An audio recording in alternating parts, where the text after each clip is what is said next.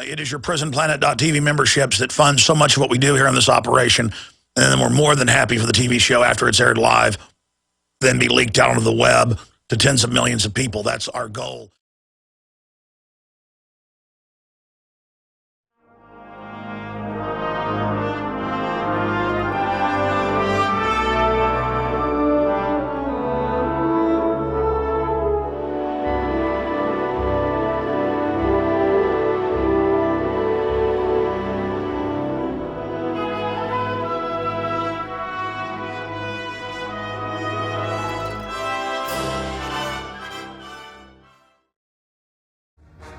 Welcome to the Alex Jones Show. This is Wednesday, May 1st. It's already May, yes, of 2013. This is Mike Adams, the Health Ranger, filling in as the guest host today for Alex, who allegedly will be back either tomorrow or the next day. We're not sure yet, but in any case, I also want to give a shout out to Jakari and David Knight for their excellent job hosting the show over the last couple of days, really breaking it down.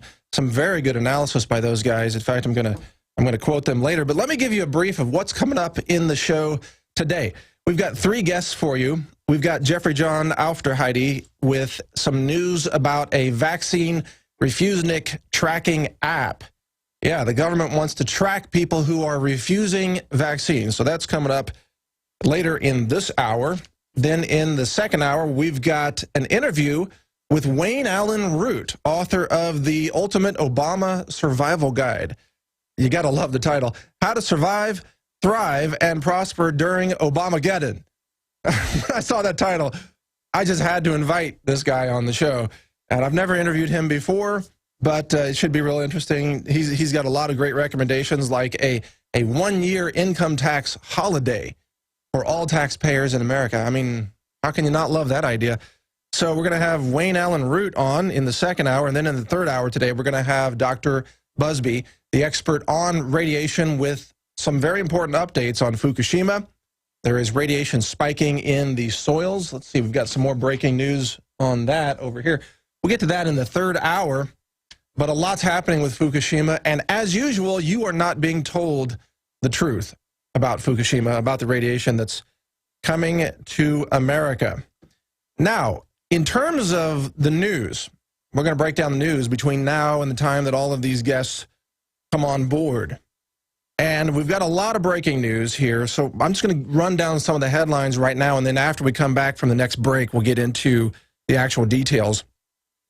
But we've got millions are on welfare in America who are not citizens of America. That's been a big breaking story over the past couple of days, but some new information came out yesterday from Judicial Watch, where there are now apparently workers in the welfare system who are speaking out and saying that there were, quote, van loads of benefits handed out to illegal immigrants, and that the local office was given a quota, said you have to hand out this much benefit, quote, benefit, free money to people. Otherwise, we're going to yank your budget. So they just began basically throwing money at anybody who would walk through the door, who could fill out a form and sign it. They're just throwing money at them because that's, of course, how the welfare state really works. So we've got that story coming up. We've got 42% of the American people, according to a poll, are unaware that Obamacare is law. Unaware. Yeah, you talk about, I mean, sometimes we joke, we talk about the zombification of the masses in America. And you see those things like when Mark Dice did that piece about people signing the petition to usher in a Nazi-style police state.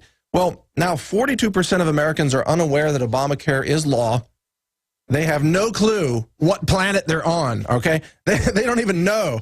They don't know probably, who's their senator, who's their congressperson. They have no clue what is going on. They're not aware of reality. They have no cognitive function. We'll get to that later. Here's some other stories we have coming up here on the Alex Jones Show.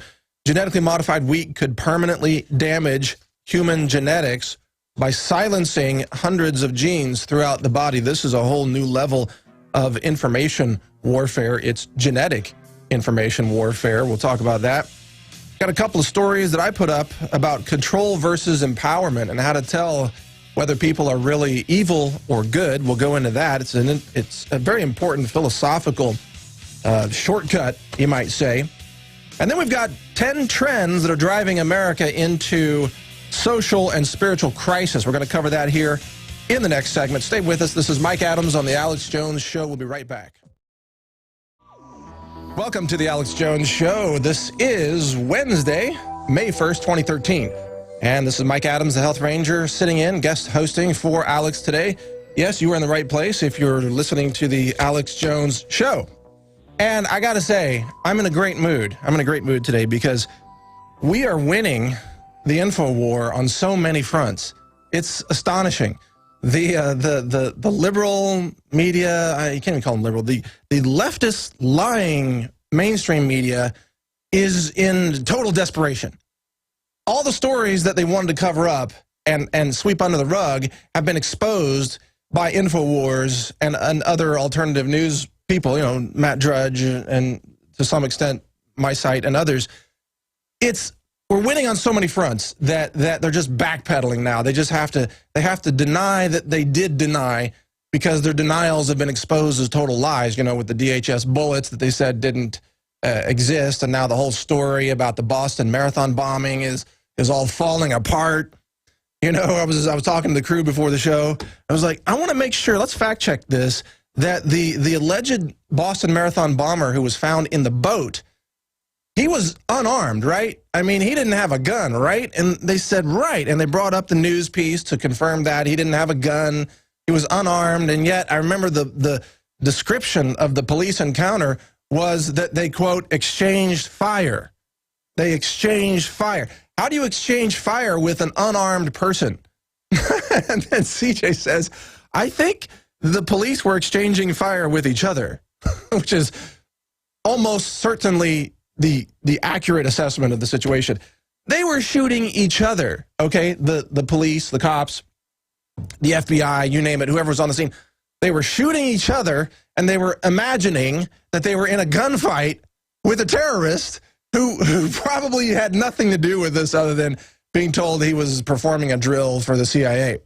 So the whole story just completely unravels. The whole thing falls apart. Yeah, they're showing the cop that was shot, probably, you know, so-called friendly fire. All the lies are unraveling is my point. And today on the show, by the way, I should introduce the guest we have coming up, just so you know. But we're going to unravel even more of the liberal media, leftist media lies. Excuse me. I got to stop using the word liberal. It just doesn't fit anymore. Anyway, here's who we have coming up. We've got at the bottom of this hour, we've got Jeffrey John Aufderheide from vactruth.com. He's going to be giving us some breaking news, just in a short segment, about a new vaccine refusers tracking application. Yeah, if you refuse vaccines, you're going to be tracked like a fugitive. Hey, maybe the cops will exchange fire with you, too, for refusing vaccines, even though you don't have a gun. That's the new thing. Oh, and you got to love the word games of the new police state. Okay, so we exchanged fire with an unarmed man, and the town was in a state of, quote, lockdown, and everybody was supposed to, quote, shelter in place. Yeah, it's not martial law. No, don't worry, folks. There's no martial law happening here. You're just supposed to shelter in place, which means stay in your home until we drag you out of your home at gunpoint. So shelter in place until we knock on your door and then come out with your hands up. And as Ron Paul rightly said, he's more concerned about the police state reaction to the bombing than he was about the bombing itself. And that's accurate. Yes, Ron Paul, you are right. Yet again, I mean, we should be a lot more worried about police rolling up and down the streets with their armored assault vehicles and pointing their loaded rifles at people in their homes who are taking photos out of second-story windows. We should be a lot more concerned about those people than any so-called, you know, bombers or terrorists or people running around with pressure cookers. And oh, by the way, we have another story. We're going to play a video later on about a so-called activist chick who went onto a college campus and got a bunch of college students to sign a petition banning pressure cookers. Because the pressure cookers are apparently so evil. They're so incredibly evil cooking utensils.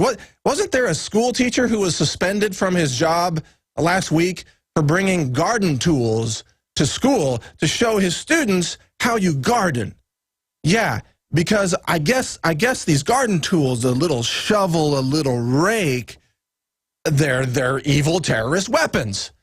Unbelievable. Yeah, there it is. A teacher suspended for showing gardening tools to class. Look how evil those gardening tools are. It's a pair of scissors. It's a what is it? Like a pitchfork, a small pitchfork. And now pressure cookers are evil too. And in fact, as I recall, the manufacturer of pressure cookers, one of the manufacturers, actually pulled their pressure cookers off the shelves. Williams and Sonoma, thank you guys. They pulled it off the shelves temporarily before realizing what morons they were and then reversing their recall and putting the pressure cookers back on the shelves. So here's what probably sooner or later somebody is going to commit murder with a blender. They're going to run up and down the marathon with a blender, like the Vitamix murderer or whatever. Nothing against Vitamix. Actually, Vitamix is a great product. But they're gonna be like the Vitamix rampage, and then there's gonna be a call to ban Vitamixes because someone used them in some kind of atrocious, horrific crime. There is no physical object that is safe from the irrational insanity of the radical left. Believe me. You stab someone with a pencil, they want to ban pencils. You hit somebody over the head with a laptop, they want to ban all laptops. It's incredible. Their incredible infatuation with inanimate objects is just beyond comprehension. I can't even get into it. But getting back to, I promised you some of the guests here that are coming up today. So here's who we've got in the second hour. I'm sorry, I can't stop laughing. It's all so funny. It's so ridiculous. But in the second hour, we've got Wayne Allyn Root, the author of The Ultimate Obama Survival Guide. What a great title. How to Survive, Thrive, and Prosper During Obamageddon. I love it. I love it. A guy who writes a title like that, he gets on the show. All right? That's all there is to it. You write a title that good, you're on the show. Period. So I saw the book on Amazon, and I said, we got to get this guy on the show. Wayne Allyn Root will join us in the second hour. And then in the third hour, we've got Dr. Busby, the expert on Fukushima and radiation, to give us the latest breaking news on how we're all being irradiated by a problem that the leftist media says doesn't exist. I mean, think about it. Hey, the bullets don't exist. Let's see, the Bill of Rights doesn't exist, and radiation doesn't exist, and Building 7 fell in the perfect demolition-style footprint because it had a couple of office fires, even though in the history of all buildings that are constructed out of concrete and steel, and concrete doesn't melt at those temperatures, by the way, in the entire history of all such buildings, only one building has ever fallen in its own perfect footprint like demolition, and that was Building 7. So even invoking the laws of physics, my friends, invoking the laws of physics makes you a conspiracy theorist. Yes, if you understand thermodynamics and architectural engineering, compression strength of concrete, and the torsion resistance of rebar, if you understand these things, you are a conspiracy theorist, according to people like Rachel Maddow. Oh my God, don't get me laughing on that person. Oh my God. Okay, let's get on to the news. I'm sorry. I'm just too excited today, but let's get on to some of the news. I brought a bunch of news to go over it. GM wheat. Let's start with this one. Genetically modified wheat could permanently damage human genetics by silencing hundreds of genes throughout the body, and it turns out that the GM wheat may be able to transmit its defects through multiple generations of humans. So now, by the way, GM wheat is not yet commercialized, so I don't want to raise alarm over wheat. If you go buy wheat right now, it's not GMO, okay, just to be clear. But they're trying to commercialize GM wheat. They're trying to get the USDA to approve it. And of course, the USDA loves Monsanto, and so does Obama. So they're going to say, yeah, thumbs up, go for more GMOs in the environment and in the food supply. Pretty soon, if they get their way, we're going to have GM wheat, and then we're going to have a bunch of our genes turned off. Like turning off, the biological switches that control everything in your body. How wonderful is that? Just another way to deactivate humanity. Anyway, that's check out that story. I think it's up at Infowars.com as well. Getting to other news, we've got illegal aliens are collecting food stamps. Now, I wrote about this earlier in the week, and it's true that the USDA, and by the way, thanks goes to Judicial Watch for this story, judicialwatch.org, and they filed the Freedom of Information Act request. They got these documents that proved the Obama administration, the USDA under Obama, was pushing food stamps to illegals in Mexico, saying you can sign up for food stamps and get the free food credit from the U.S. government, and we won't check your immigration status. How wonderful is that? And by the way, on food stamps, did you know what you can buy? You can buy a diet soda with aspartame. You can buy regular soda.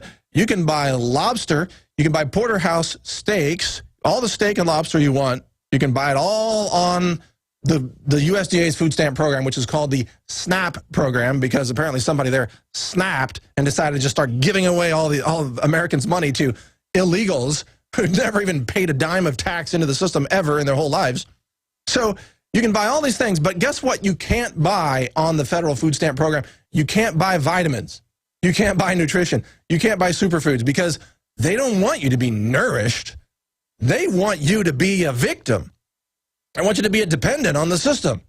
And guess who makes money off the food stamp program? JP Morgan, Chase, and all the other big banks that actually process all of those transactions to the tune of millions of dollars a year in profits for those banks, while Obama gets to recruit a bunch of people that might get amnesty so they can vote more Democrats into office as they're collecting free food stamp money from the government. How wonderful is that? Stay with us. We'll be right back after this break with much more. All right, we're back. This is the Alex Jones Show. This is Mike Adams, the Health Ranger, filling in for Alex today. Thank you for joining us as we continue to break down all the ways that we are winning the info war by just telling the truth. It's so simple. We just tell the truth. Now, on this issue that I was talking about before we went to break, you know, millions, I don't know how many, maybe tens of millions of dollars, probably a lot more if you think about it, are being handed out in food stamps to illegals in America. Now, when I wrote this story, and I posted it on Facebook just to get it out there, even knowing that, you know, I was going to get completely bashed by these deranged Facebook users. And the first thing they said was, well, you can't call them illegals. You can't call them that. You have to be politically correct. Otherwise, everything you say is discredited if you call them illegals. You have to call them, quote, undocumented citizens. Undocumented citizens. I said, well, how is that? Because first of all, they did come into the country illegally, and secondly, they're not citizens of this country. So I can't, you know, sneak into Mexico and then just run around and get food stamps from the Mexican government and get free health care from the Mexican government and get free education and then just say, I'm not illegal, I'm just undocumented. I mean, come on. Every other country in the world would kick you out, or at least not pay you a bunch of benefits. That's the real insanity. Look, I'm not against the entire culture. There's a lot to love about Latino culture and the Mexican people, you know, and I've lived in South America. I'm just against us spending U.S. taxpayer dollars to give them benefits when they're not even citizens. I mean, how simple is it? How crazy is that? So just telling the truth, it gets you hated, I guess, by everybody today. completely hated. And now Judicial Watch says illegal aliens got food stamps by the van load. But just to be clear, I'm not against food stamps for American citizens who are in a temporary poverty crisis. I'm not against that.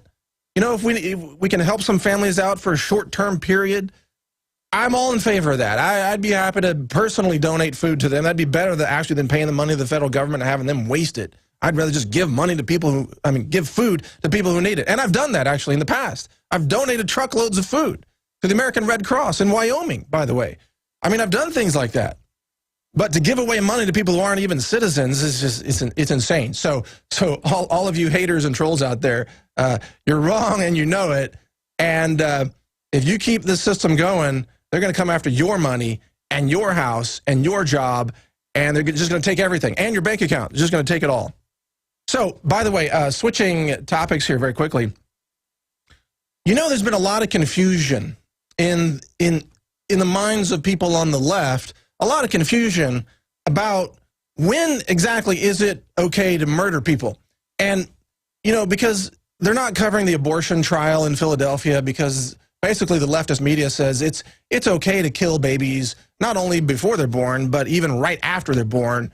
You know, stab them in the neck with a pair of scissors, or just jab them with sharp objects, maybe garden tools, who knows.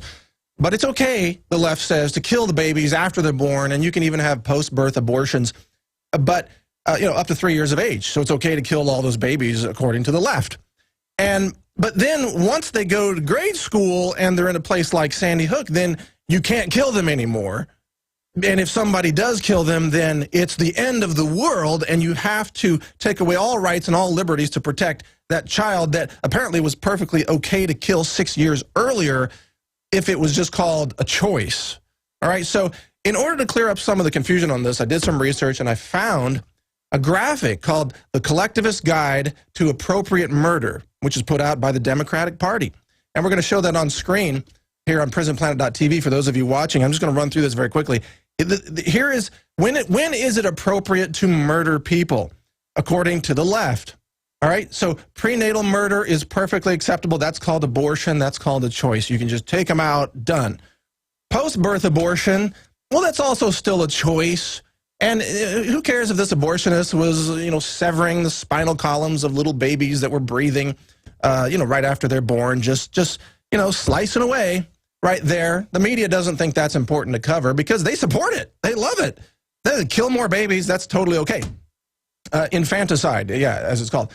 Now then, once the children become school age and then they're wearing backpacks and they have these cute little tennis shoes and they're going to school, then they enter the cute zone. You can't kill them anymore, according to the left. Not okay. Not okay to kill them. But after they turn 18, it's okay to kill them once again if they're in favor of conservatism or firearms ownership. You can go on the evening news and you can say, shoot these people, and everybody laughs about it like Piers Morgan. Totally okay. And when they're elderly, you can kill them again, because you got to have the death panels, save taxpayer money, run Obamacare. Yeah, that's when it's okay to kill people according to the collectivist left. I just wanted to clarify that. All right, welcome back, folks. This is the Alex Jones Show. Mike Adams, the Health Ranger, filling in. I'm the editor of naturalnews.com, a frequent contributor to Infowars.com. And before we get on to our guest here, let me just say, by the way, that last bit was obviously satire. I hope you know that. I was going to mention that, but then it went to commercial. Obviously satire. The left would never admit that they support murder, even though they do. They openly do. And by the way, I just want to give thanks to the media that's actually covering the abortion murder trial. So I want to give a shout out to cnsnews.com. They've been really having great coverage of it. I want to give a shout out to Breitbart, obviously, Drudge Report. StoryLeak has been doing some good work, and they've just submitted a new video that I'm in for the Paul Revere contest. I didn't have any part in creating it, but they interviewed me for it. And that was just released last night. I don't even really know the name. Oh, Disarmed. That's the name, Disarmed. So you can check that. It's a pretty hard-hitting video about gun rights, and he interviews Steve Toth, the Texas representative, who is really an awesome guy who gets it. So I just want to give a shout-out to all of these media sources, alternative media, that are doing such a great job out there. I mean, there's Rumor Mill News, there's stevequayle.com. There's just so many. I'm sorry if I'm leaving some out, but there's so many great websites out there that are doing a good job. So we got to be thankful for them. And of course, Infowars.com. Don't take all this for granted. This could easily go away. The government could easily come in and just seize all of these websites. Oh, and by the way, along those lines, I remember a few months ago I talked about developing a peer-to-peer information distribution technology. And I kind of dropped the ball on that. I know some of you out there who are listeners were talking with me about that. Technically, it's a very, very difficult project, but there's possibly a breakthrough in that the BitTorrent company has just released a product called BitTorrent Sync. And I'm checking that out right now to see if we can use a peer-to-peer sync to essentially distribute videos and articles and other content by dropping it into a local folder and having it sync peer-to-peer across all the other computers that have the same share link. So I'm checking that out. That's BitTorrent Sync. If you want to check that out, that could be the answer to what we do in the alternative media if the government tries to take down all of our websites. We do need a peer-to-peer, decentralized or non-centralized information sharing technology, and that could be the answer. So anyway, a lot of you out there who are even more geeky than I am can probably figure that out and get us some answers, but we got to have a technology that could be it. Now, getting on to our first guest, who's joining us just for a few minutes for an update on this. His name is Jeffrey John Aufderheide. He's the main contributor to VacTruth.com. Yeah, VacTruth.com. Vac, short for vaccine, of course, VacTruth.com. And Jeffrey, I hope I pronounced your name correctly. You can correct me, but he's a fantastic writer. I've been following much of his work for many years, and he just posted a story in the last day or two about a tracking application. I'm trying to find, here it is, a tracking app that would allow the government to track vaccine refusers.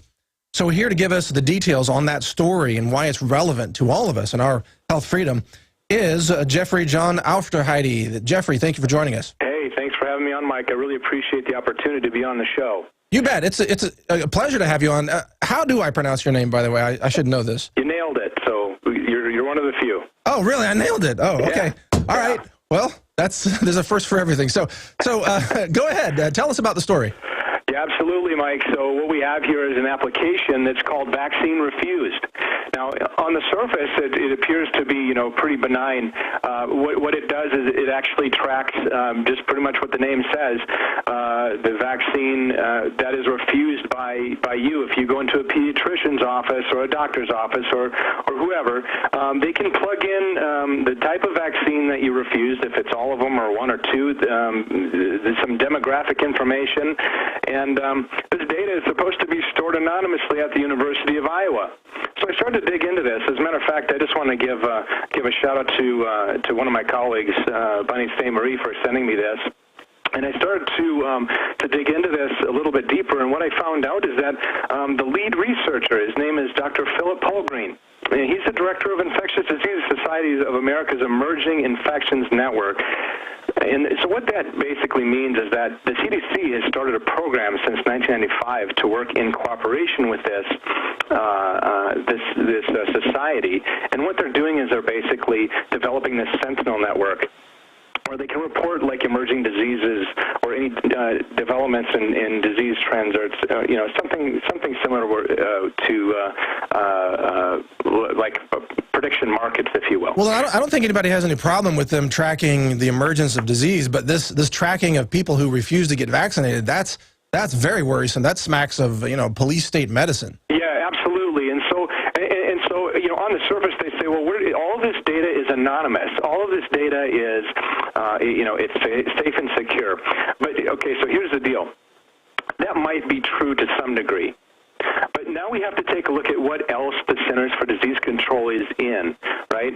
So they're into something also called the Immunization Information System, and that registers all of your vaccine information into their databases. And they have these programs that are being tied into these state database registry programs where they can track information such as your patient's first name, your social security number, your address, your sex, your mother's name, if you're a child, the vaccine type, the vaccine manufacturer, the lot number, the vaccine provider. So what's to say, Mike, that vaccine provider, being a doctor's office, presses that button and says, this person refused, and it correlates to that type of information. Yeah, they can cross-reference it through a relational database check. It's easy. Oh, absolutely, absolutely. And I don't buy for 1 second that this stuff is anonymous, because his name is Bruce Schneier, and he writes this great op-ed piece called the Internet is a Surveillance State, and he talks about 3 different examples. He talks about Chinese military hackers who were implicated in a set of attacks against the government. Well, these hackers accessed their Facebook account from the same infrastructure they carried out their attacks on. Or what about a hacker that was identified that he practiced excellent security practices, and he slipped up a little bit, and he was caught by the FBI? Or what about Paula Broadwell? She's the one that had the affair with CIA Director David Petraeus. She used anonymous email accounts wherever she went from the hotels, and the only commonality was that she logged in from. She was the only person that they could find that logged in from these hotels. So they know how to correlate all the data. Right. They know how to do this, and so it's a joke for them to say that everything's anonymous and we're not going to be tracking this. So the whole point behind this application is that it has the ability to not only create heat maps, but also pinpoint exact locations. Again, this is, of course, my opinion based on my experience, but it has the ability to correlate your home address, all of that type of information, and put it on a nice little map. So then the question becomes, who gets that application? Who gets that phone application? Well, right, and how is it going to be applied? Because we know already that parents who refuse vaccines for their children often have their children kidnapped by CPS or taken away by the state, essentially. And that in addition, we know that the medical police state is rising under Obamacare. It's gaining more power, and that people who refuse vaccines could then be denied health care procedures. Oh, yeah, it's just the tip of the iceberg. I mean, let's just take a look at, there was a recent study done by Frank DeStefano, the Director of Immunization Safety for the Centers for Disease Control. They took data from Kaiser Permanente and tried to, use count antigens, right, as far as if vaccines were going to cause autism. Now, how does that kind of relate here? Well, they already have the tie-ins to the health industry. They already know who gets what. When are they going to start using this information? What's going to be the ramifications, as you just said? Right. Well, and you can bet it's going to be some nefarious use. I mean, since when did the government ever collect data on people and use it to do good? I mean, come on.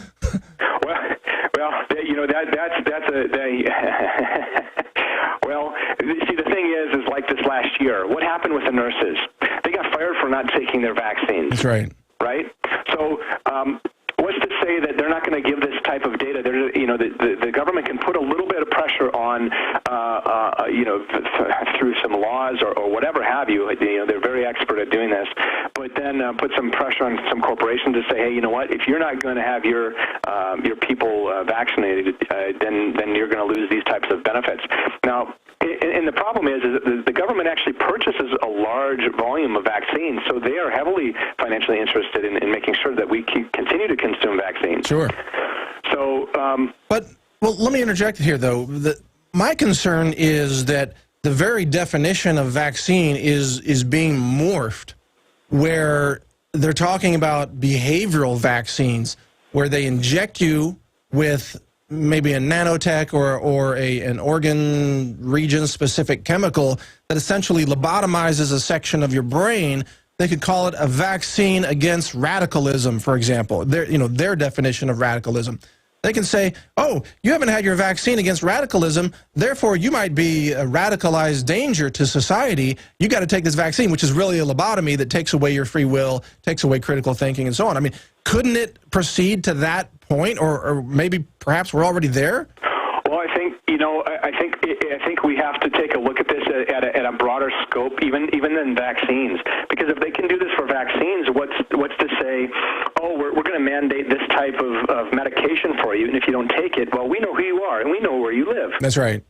And so what we have, this might be a concern for certain demographics because, we're concerned about vaccines, but what we really have to be taking a look at is a broader scope, is what does this have the ability to do? And it gives the ability of the high priests of pharmacology to put out their agenda and track who is complying, who is not. That's right. And give them what, you can take a look at what's happening in schools.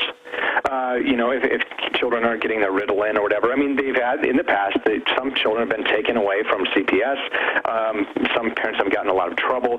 So I think, George Washington summed it up best as saying, government is not reason, it's not eloquent, it's force.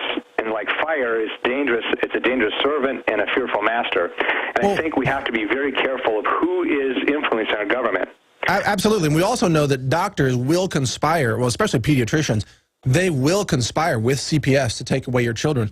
I've even said that you should not take your children to a conventional pediatrician ever, because you should go to a naturopath instead, because a conventional pediatrician, if you don't follow their mandates of what they want you to do to your child, they can just call the sheriff or call the police department and literally have your children kidnapped right there at gunpoint. And they do. This happens over and over again. Yeah, well, of course, you know, and I think the big thing to keep in mind there is parents. All parents are at different stages of their awakening, if you will, Mike.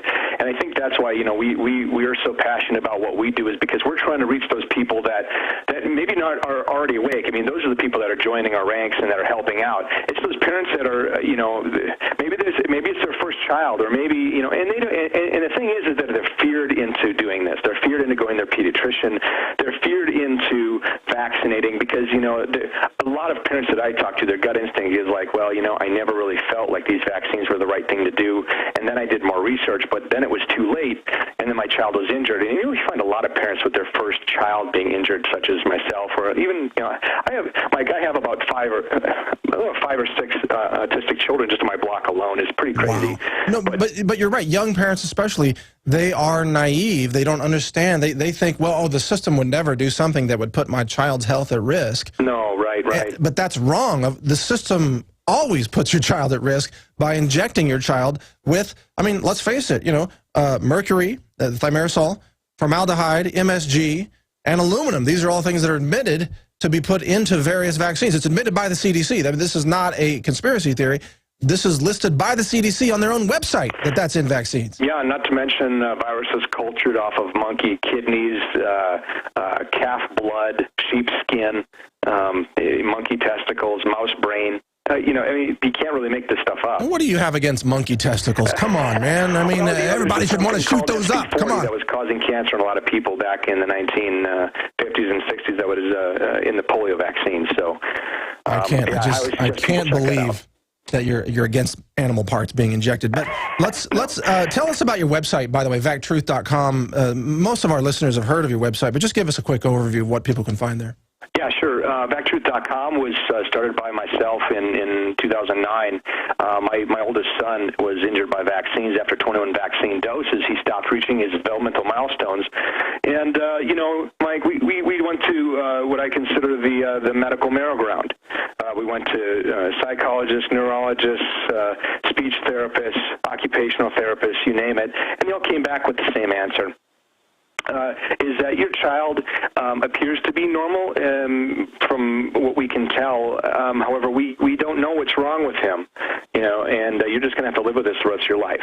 Yeah. And so that started my journey, and, you know, lo and behold, you know, we looked into vaccines and looked into autism, and we found our answers. And so what VacTruth is an attempt to reach parents and to kind of tell them the other side of the story, that there's more out to the story than just what your pediatrician tells you. Yeah. And you should research vaccines. You should research what's in vaccines and research what type of reactions can happen to your little baby. You know, you can look at, for example, the MMR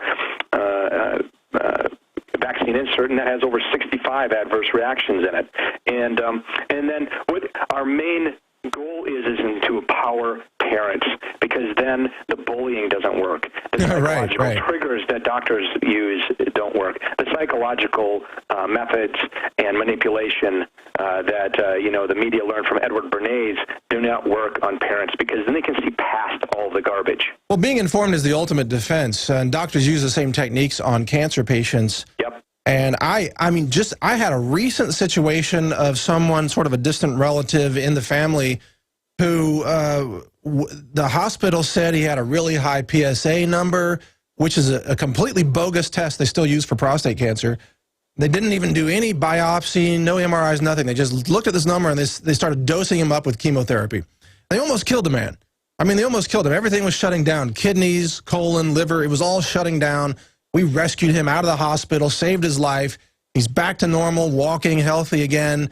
You know, he can his biological functions are working again. But the hospital was trying to kill him, and they used the same tactics. They intimidate people. Even got him out of the hospital, Mike. It took some doing, believe me.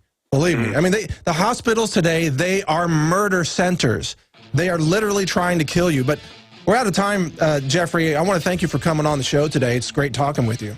Hey, fantastic being on the show. Appreciate the opportunity, Mike, and always a pleasure. Appreciate your passion and desire. Thank you, Jeffrey Aufderheide. He is the founder of VacTruth.com. Everybody check out the website. Read his articles. The guy knows what he's talking about, and he's helping a lot of people. Stay with us. We'll be right back on The Alex Jones Show. All right, here's some news published in Bloomberg today. The Boston manhunt missed the boat as police skip the street where the alleged bomber was hiding out in the boat, unarmed. Yeah, the police, so they locked down the whole city. Well, not the whole city, but this whole section of the city. About 400,000 people or so locked down, shelter in place. What does that mean? Like pull out your tent, set up a tent in your living room? I'm sheltering in place. Yes, I'm doing as I'm obedient. I'm doing as I'm told. But anyway, Boston manhunt missed the boat. The police skipped the street that this guy was on. All right, so they're rolling up and down all the other streets and terrorizing all the citizens who are trying to be as compliant as possible because they're completely spineless. Not one person said, "No, you can't come in my house. You don't have a warrant. Get out of here, you criminals." Not one person said that. Wait till they try that in Texas. They're gonna get met with a lot of constitutional lawyers who challenge them. But no, they missed the boat. But they're pulling everybody out of their homes. People who are completely innocent. They have no warrants. They have no reasonable, probable cause whatsoever to pull anybody out of their homes. So the police are terrorizing Boston, and they're skipping the street where the so-called terrorist is actually located. How pathetic does it get? And we're showing you video for those of you watching online. Well, we're just showing you some video of how they're pulling people out of their homes at gunpoint. And put your hands up, put your hands up. Yeah, you're living in Boston now. This is a police state.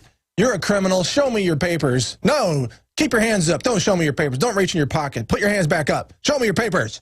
And there's a photo of this guy in an armored vehicle pointing his rifle at a citizen with a camera because, you know, cameras are evil. So anyway, they skipped the street. Did they skip it on purpose? I don't know. Maybe not. They skipped the street, and then when they finally come back and find the guy, they have a quote, shootout with an unarmed man. They say they exchanged gunfire with a guy who didn't even have a gun. It's beyond comedy at this point. The theater is so pathetic. It's all theater. That's all it is. Look, the government has ceased to become a body that governs, and it has become a body that actually has sort of like Shakespeare in the park. Shakespeare at the Marathon, but it's not Shakespeare. It's some other tragedy. And it's all theater. It's got the fake Hollywood blood. It's got the professional actors that they use, that they openly admitted to play the roles of victims. And then it's got the police role-playing as if they're police who are actually following some kind of law, but really they're just rolling up and down. What they're really doing is acting like they're, you know, Stasi or secret police from the old Soviet Union or something. It's all role-playing, folks. It's all role-playing, including the victims, including the people in the homes, the people in Boston who were sheltering in place, who were huddling in their homes so afraid. We don't have any guns to defend ourselves because we are in favor of gun control. So we need the police to protect us. Oh, look, the police are coming to protect us. Knock, knock, knock. Come out with your hands up. Oh, they're not protecting us. They're arresting us. What went wrong? Well, what went wrong, you pathetic morons, is that you gave up your liberties. You disarmed yourself. You handed power over to the corrupt, criminal police state that is now using that power against you. You are the morons. You are pathetic. Stop giving up your rights. Stop giving up your freedoms, okay? Do something for yourself. Stand up for the Constitution and the Bill of Rights. Don't let the police state roll over you and your freedoms, all right? I've had enough of that. Stand up. Be a human being, for God's sake. We'll be right back on The Alex Jones Show. All right, we are already into the second hour. Thank you for continuing to join us. This is the Alex Jones Show. This is Mike Adams, the Health Ranger, filling in for Alex today. And I was just ranting about how pathetic people are in that Boston area where they just shelter in their homes, and nobody even says, did the police have the right to come in and just yank us all out of our homes without warrants? Just because there's a teenager on the loose? Really? I mean, if it was a police state lockdown every time a teenager was on the loose, yeah, we would all be living in little tents in our living rooms. We would all be sheltering in place permanently because there's always a teenager on the loose, right? That's part of being a teenager. So, I mean, an unarmed one at that, hiding in a boat. Oh, how terrible. So let's talk about banning pressure cookers because everything that's related to a crime is instantly demonized by the mainstream media. I mean, I guess if a bald guy shot some kid in a grade school, then they would ban hair because a bald guy did it. No, they would have to mandate hair. I'm sorry, we got to get the logic straight here. No more bald guys. You got to get hair in order to be a non-criminal. So hair plugs for everybody to stop crime, and then we'll put a sign in front of the school that says this is a bald-free zone, in addition to the gun-free zone. That's it. I've got it figured out. Eureka, folks. This is the solution. You observe whatever happens in the crime. Yeah, you get all the traits, no matter what object they have, no matter what they look like, what they're wearing. He's wearing blue jeans, so blue jeans must be bad. That's the answer right there. It's all about correlation and connection. Now, oh, look what we have here, folks. Oh, my goodness. Thanks for bringing that in. We have a pressure cooker in a black backpack. Obviously, a terrible weapon of mass destruction right here in the studio. Oh, my goodness. Let's open it up. Oh, no. It's a pressure cooker. What an evil object. I'm sure that it's been used more in bombings than it has been in cooking chicken. Obviously, it's an evil device, so evil. Who makes this pressure cooker? Where is it made? Let's see. Oh, there's even something in it. What'd you guys put in here? Presto, the Presto pressure cooker, a terrible item. Let's go to this video where an activist is trying to get college students to ban pressure cookers because they're so evil. Let's go to that. Hi friends, it's Liberal Chick here, and I'm here on the FIU campus to have students sign a petition to ban pressure cookers because I really feel that they are what caused the Boston bombings. So we need to ban them, we need to control who has them so we can have a safer society. I can ask you to sign a petition to ban bomb materials. Sure. Awesome, thank you. Well, this is to ban bomb materials. Pressure cookers have been known to be used for a lot of bombs. They were used in the Boston bombings, and so we're trying to limit who can get them, limit who can use them and stuff, so Daddy's gonna be so proud of me. They were actually used in the Boston bombing, so just trying to limit who can get them and, you know, like only like restaurants and stuff, but still that's a little iffy, you know. They've caused like house fires and stuff, and just trying to keep people safe by just reducing the number of them. Oh my gosh, thank you so much. I love your shirt. Oh, thank you. Yeah, so I have my final in this class, a history of the Beatles, in like an hour. Oh, so you wore it to like celebrate? Yeah, I usually wear a Beatles shirt to every class just because I freaking love them. So there's a class for history of the Beatles? Only like restaurants and stuff. It's really only This activist chick is awesome. She's doing a great job. You use it a lot? You have to be careful. I mean, especially if someone like tries to take it from you and like make a bomb. No. Bomber. Good job, activist chick. That was awesome. Great video. You really made your point. Pressure cookers are evil. In the last two. All right, welcome back. This is the Alex Jones Show. Yep, Mike Adams, the Health Ranger, filling in for Alex today. Thank you for continuing with us. We've been talking about pressure cookers, and we just showed a video in the last segment about so-called activist chick. That's sort of her screen name. Going on to college campuses and having college students sign petitions to ban pressure cookers. because, you know, pressure cookers are such evil devices. I've got one in the studio right here in front of me, an actual pressure cooker. Yes, contraband here in the InfoWars studio. Somebody called the Austin police.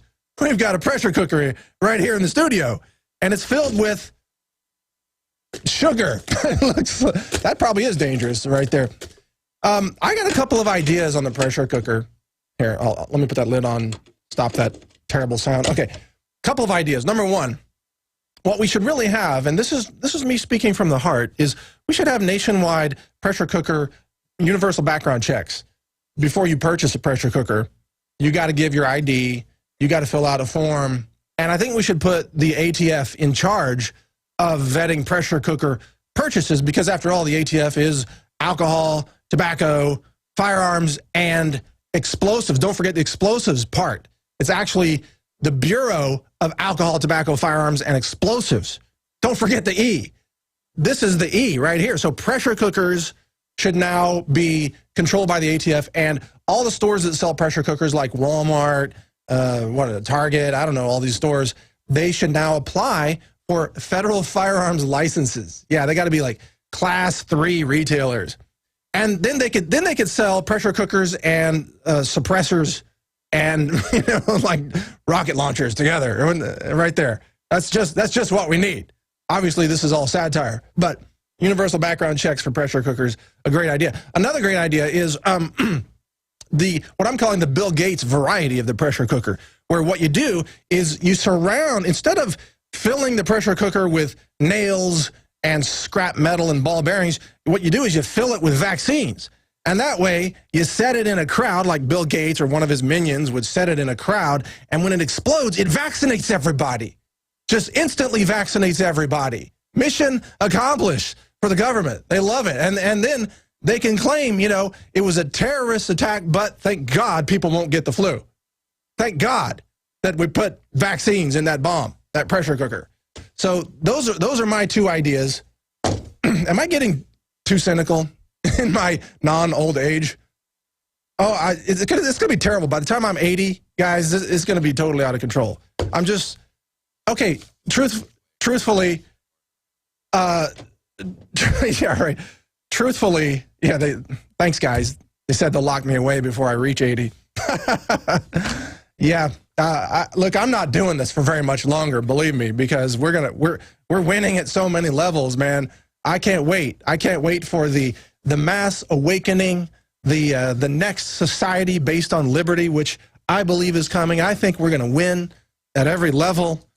And in the future, you know what?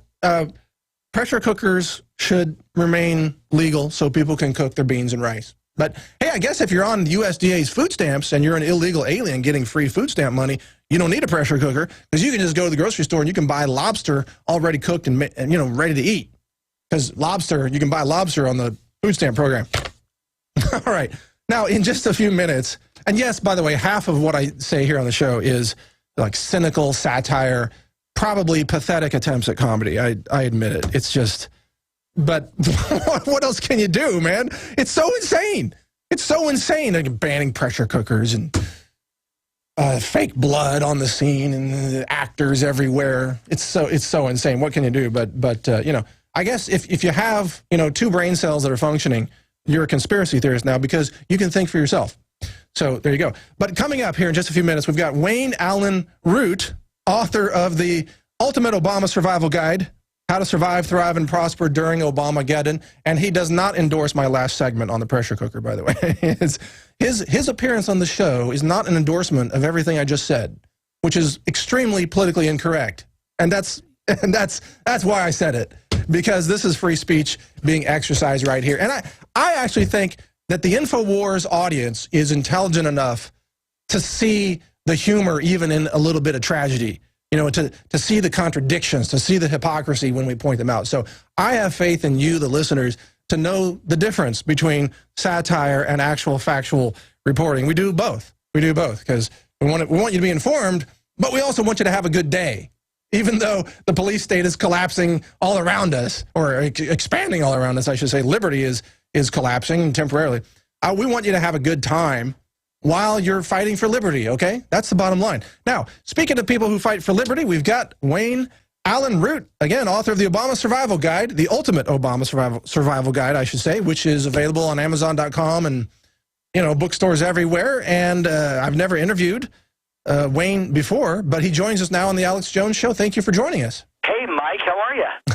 I'm having a good time here, just doing my part for liberty. How about you? I'm so thrilled and honored that you have me on. I'm thrilled that you found me, and I'm really thrilled. It's the first time I've ever been on Alex Jones. I think I've done every conservative and libertarian talk show on the entire planet except Alex Jones, and I was waiting and wondering when Alex was ever going to call, so I'm glad you called. Well, it's funny. I just happened across your book. I was literally shopping on Amazon, which I do a lot, getting books and things, and your book popped up, and the title was fantastic. I did a little research on you.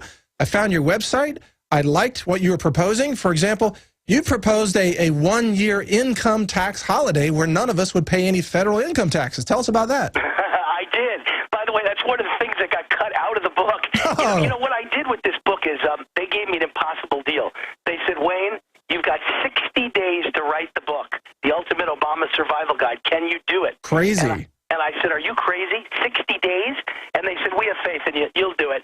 And I did it. I brought it in 1 week early. They wanted 50,000 words. I delivered 100,000 1 week early. and what we decided was you can't, the book already is 450 pages of solutions for America instead of the usual criticisms of Obama and nothing but. It's solutions. But they decided that, we'll save the solutions for America for another day at another time. Let's just write the solutions for the individual. So they cut that out. But I think if you wanted to turn around this economy, you wanted to turn a horrible, what I call Obama Great Depression, into a boom economy, you would do Reagan on steroids. Ronald Reagan turned around Jimmy Carter's horrible economy, the worst since the Great Depression, in just 2 years by just cutting taxes from the 70% rate to the 20% rate. And overnight, voila, by rewarding the people that do all the work and invest all the money and risk all the money and work 16 hours a day, the entrepreneurs and the business owners, overnight the whole economy turned around. And you could do the same thing now, but I would do it Reagan on steroids. I would give everyone a 1-year income tax vacation. For 1 year, we all get to keep our own money. Well, I love the idea, and it's actually feasible because if you look at the banker bailouts that took place, right, the government instantly created over $1 trillion when they wanted to, and they gave it to the banksters. They could just create another $1 trillion. Let's see, the personal income tax paid to the federal government each year is about $2 trillion? 1.2 trillion. 1.2, okay. Correct. So they could create that instantly and just say, you don't have to pay any taxes this year. They could do it. Let me go a step further. Not only are you right, instead of giving it to the bankers, should they have given it to the people, the citizens, and the small business owners, and the entrepreneurs? But on top of that, the stimulus that Obama created was about $1 trillion. It was, 800 billion, give or take a 50 billion or so. So maybe it was 850 billion. So that's almost 1.2 trillion. So if you had enough money to give a stimulus out to the biggest Democratic contributors in the world, and the people who supported Obama to just hand money to the unions and the Democratic contributors and the people who started green energy companies. Yeah, crony capitalism. And the Obama supporters, you certainly would have had $1 trillion to give to the actual people that create the jobs, which are us, the taxpayer. We should get to keep our own money instead of handing it out to others. So it's a tragedy that no one thinks this way, or not enough people think this way. And I just got back. I rushed back to do the interview with you. I gave a keynote speech at a major event in Las Vegas at the Mirage Hotel, and I was telling them a similar story. I was saying, you guys don't get it.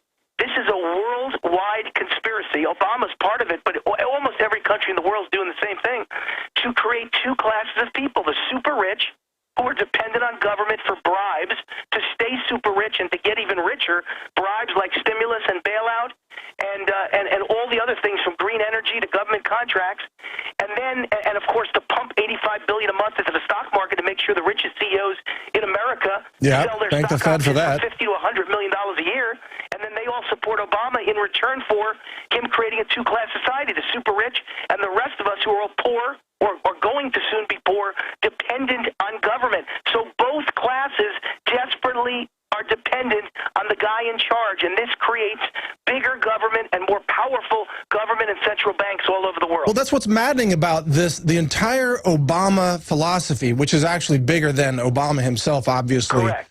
But the philosophy is the destruction of innovation and entrepreneurship entrepreneurship and small business, the destruction of any self-reliance or independence. It's all about putting everybody in a victim role, so they're dependent on the government, and it is destroying the U.S. economy. Well, let me tell you a story, a funny story from my book. I mean, like I said, my book is mostly solutions, and I hope we get to them Yeah, we before will. this interview's over. But I still got to tell you this story. I'm the one who's interrupting. I got to tell you this.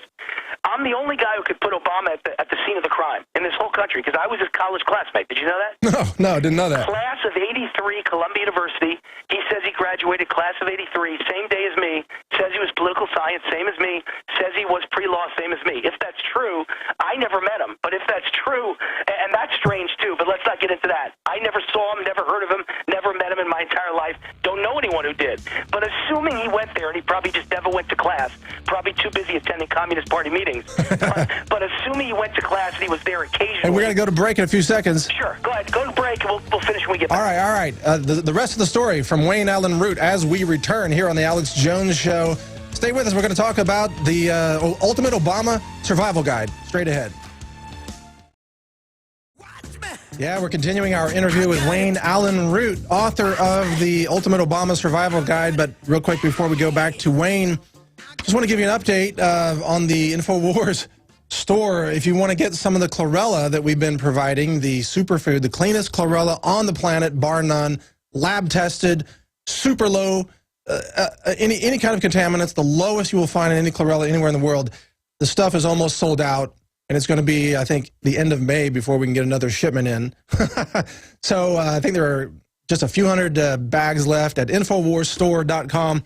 If you want to get the cleanest chlorella on the planet and help support InfoWars, get it now. It's going to be sold out probably in about 10 days or less, now that I mentioned it, unfortunately.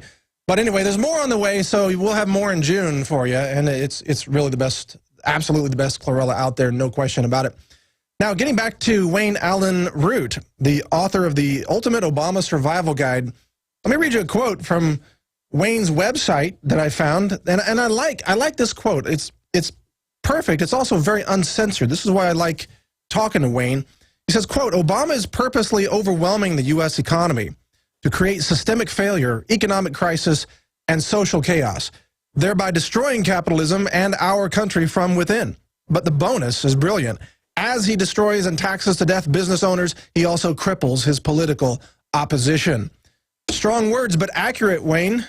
Yeah, you know what's funny? I just wanted to mention real quick. I sat here, during the break listening to your ads, and your ads are my book. The Alex Jones Show is my book, The Ultimate Really? Survival Guide. My book is about lots of great financial advice from 18 of the richest guys in the country, and from me, a common sense small businessman, how you prosper on all the terrible moves Obama's going to make. And they're not a mistake. He's not inexperienced. They're purposeful. And then my book is about homeschooling, because we homeschool our 4 children, and my oldest is attending Harvard and now Oxford, straight A student at both, even though she was never in a single government classroom in Good her for life, you. which proves you don't need the government to educate your kids. And then I interviewed a U.S. Special Forces commando about survival techniques, what you do if everything goes to hell, how to turn your home into a fortress and protect your family, what guns you need, what bullets you need, how much water, how much food. And I'm listening to these ads. I take chlorella, I take probiotics, I take 100 vitamin pills a day. It's the reason I have the energy of 100 men. This is me. So I'm so proud to be on your show. I think I found a home. That's what the Ultimate Obama Survival Guide's about. But back to the Excellent. Columbia story, because I think you'll really be fascinated by this. Yeah. So I go to Columbia University, and Obama claims he graduated on the same day, and so he must have gone to the same classes, even though I never saw him. He must have known the same people. He must have hung out in the same restaurants nearby, and we must have talked about the same things. Do you know what they talked about at Columbia 24 hours a day for 4 years? No? Destroying capitalism. Taking down the American Really? system. I was the Reagan conservative at Columbia, and I had to sit and listen to nothing but communist and Marxist radicals all day long telling me how racist America was and how terrible America was and how it was a system that breeded inequality and there Wow. was no fairness and the system had to be taken down completely and destroyed. And how did they plan to do it? All day long for 4 years, this is what I heard ad nauseum. How did these radicals, who all outwardly, proudly, publicly said, Wayne, I'm a communist, they said this. All my fellow students, not most of them, 99% of them said they hated the system and resented the system and wanted to destroy capitalism and bankrupt all the rich people. And they said they do it with a system called Cloward and Piven. 2 Columbia professors who were were married, who had a system. You had to destroy America from within, and you could only do it by electing a guy who's a handsome guy, who looks good, who wears nice suits, who cuts his hair or his afro to look like a lawyer. He looks like Mr. Prosecutor, Mr. Lawyer, someone you respect, the businessman. He shakes hands, he kisses babies, he hugs women, he smiles with pearly white teeth. He tells people that he's a uniter, not a divider. He tells people he's a moderate, not a radical. Well, and he's a convincing linguistic speaker with lots of manipulations in his speech. He tells people he's a moderate, while in reality he's a communist or a Marxist, and then he destroys the system from within with this specific, Mike, this specific agenda. He overwhelms the system with government spending, debt, and entitlement, meaning food stamps, disability, welfare, aid to dependent children, free meals at school, unemployment extended forever. Let me ask you something, folks. Does this sound like what's happening right now? Yeah. This isn't a mistake. That's the playbook right there. That's it. This isn't a mistake. This was a purposeful plan devised at Columbia University in front of me. And my classmate got elected, and he is carrying it out. Don't think Obama's dumb. I think he's brilliant.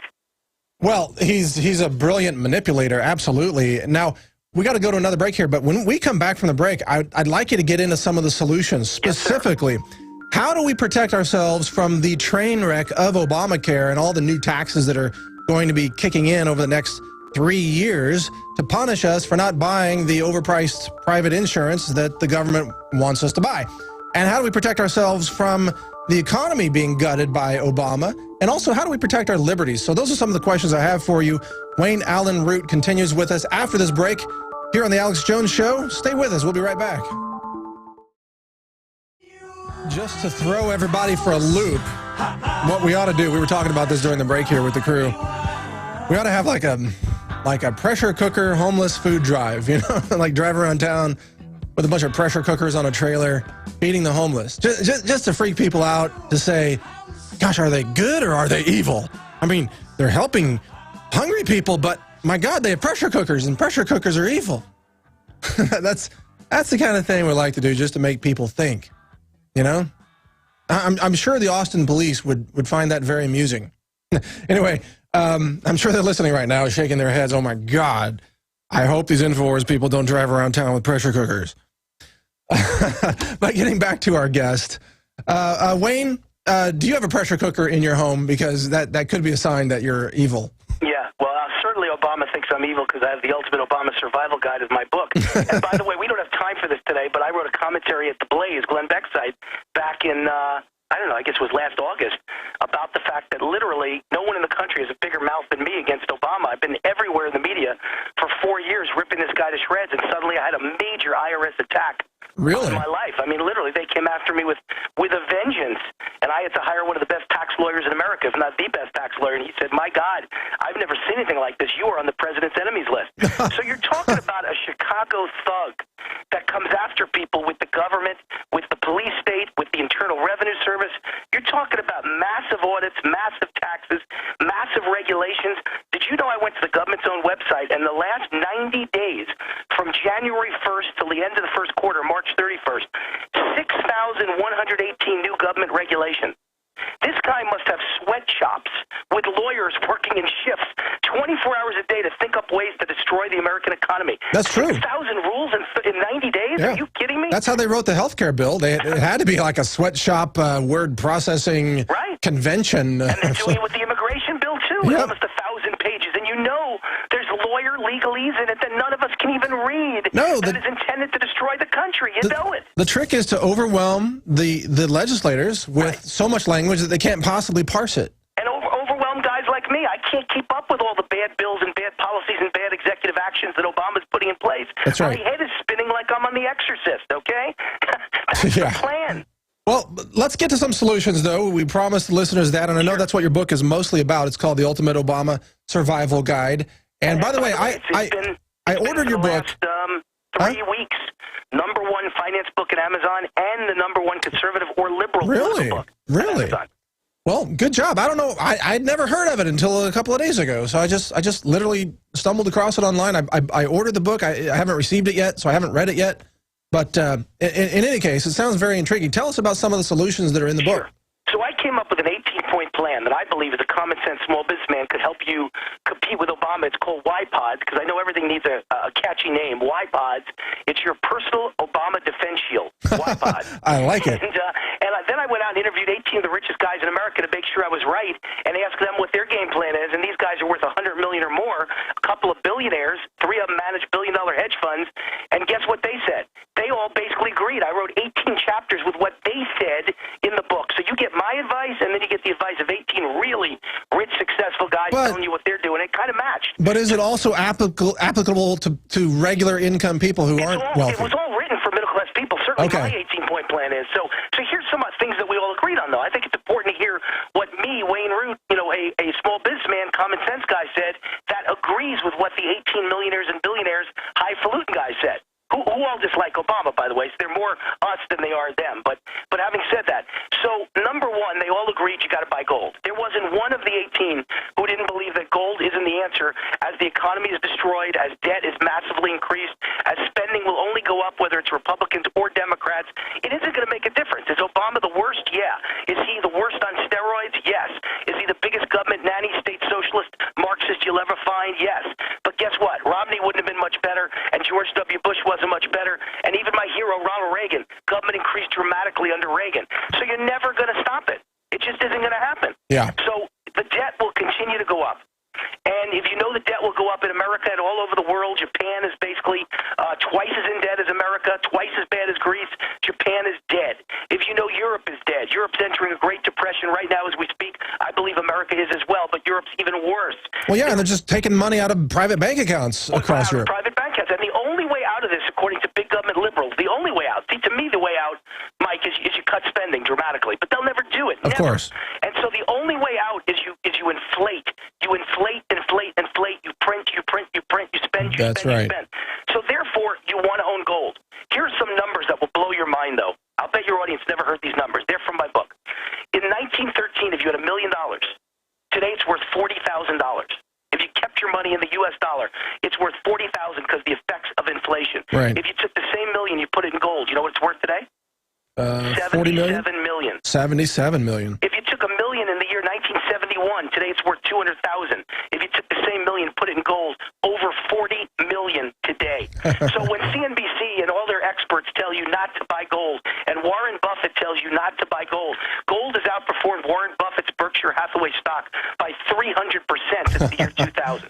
No, they tell you not to buy gold because that's a political agenda on their part. Correct. They want you in the U.S. dollar, and they want you in the stock market to make all these rich guys rich. They can back Obama, all for the obvious reasons they want to fool you. Biggest Ponzi scheme in world history, by the way, the stock market. Oh, biggest of course. Of course. Completely rigged. So, number two, what do these guys say? What do I say? Move to a no-tax state. See, you can't avoid Obama's taxes. I'm not a magic man, Mike. I can't wave a wand and say you won't have to pay the taxes. But at least if you're living in Nevada, where I live, if you're living in Texas or Florida, your state income tax is zero. So as Obama increases taxes by, say, 20%, which is overwhelming, and you can't survive, and you can't pay your mortgage, and you can't take care of your kids properly, you go to a state where you pay 20% less, and it evens out. You're not doing any better, but at least you're not doing worse. Right. So all of the 18 millionaires and billionaires have moved to either Nevada, Texas, or Florida. It was just random. I called them. I didn't know they lived in those states. They all said, I got out of Illinois. I got out of New York. I got out of California. Yeah. Right? There's a nightmare tax state. You got to get out of Maryland and move to Virginia. Much better just walking across a border. So that's one way to help yourself. They all said invest in farmland and agriculture stocks. I've said the same thing. Yeah, food-producing land. Yep. So when the price of food goes up and there's food shortages, you'll cheer instead of get mad. They said invest in, believe it or not, energy stocks, because they said instead of walking up to the pump and filling up your gas tank and complaining, next time you'll cheer when the price of gas goes up. Why are you complaining when all you have to do is own ExxonMobil, and when the price goes up, you make money? Well, I wouldn't own ExxonMobil, but I hear what you're saying. But what about defense against Obamacare? What can we do in that realm? Well, first of all, I interviewed a doctor, a real important MD who refused to put his name on it. He did an anonymous chapter that told you all the ways to deal with Obamacare. But I'd rather tell you the financial end that I recommend. Sure. And the financial end is, look, you'll deal with Obamacare by hearing what medical experts say. I'm not one and don't claim to be one, but I'm a financial guy. I'm a smart, common sense guy. And I think you should invest in medical real estate and medical stocks. Why? Because the government is the one charge of medical. And the government, when they spend, couldn't care less how much they're spending because there's no one watching over them, and it's not their money. So we all know they buy $10 wrenches at the Pentagon for $500, and they fix toilets with a little ring that costs 20 cents, and they pay $100 for it. So they're now going to do that in the medical field. So if I was you, I would make sure I owned pharmaceutical companies on the stock exchange. I would make sure I owned any form of a medical company that will benefit from 40 million people without health insurance being now forced into the system, and the government's paying the bill. I think health insurance companies, Mike, are going to get rich. Well, but I hear you on the financial side, but what about morally? I'm going to challenge a little bit on this point on the pharmaceutical companies, because morally, you know, so many of these companies are engaged in so many crimes, corruption, bribery, kickbacks, killing people, medical experiments on children, and so on. You could challenge me, and I won't debate you. All I'll say to you is I'm a capitalist, and I believe in making money because with the money I could choose to do good. I give a lot of money to charity. I give about $100,000 a year to charity. I take care of people. I take care of my family. And if all of you make money on my advice, you'll do good things with your money, protect your own families. To me, it's sticking your head in the sand to say, morally, I disagree with what pharmaceutical companies do, because I'm with you. I disagree. I'm a health nut. I eat organic food and take 100 vitamin pills a day, and I hate what the FDA does on behalf of pharmaceutical companies to good vitamin manufacturers. But having said that, if I see a good opportunity, I'm going to try and make some money and help you protect your families.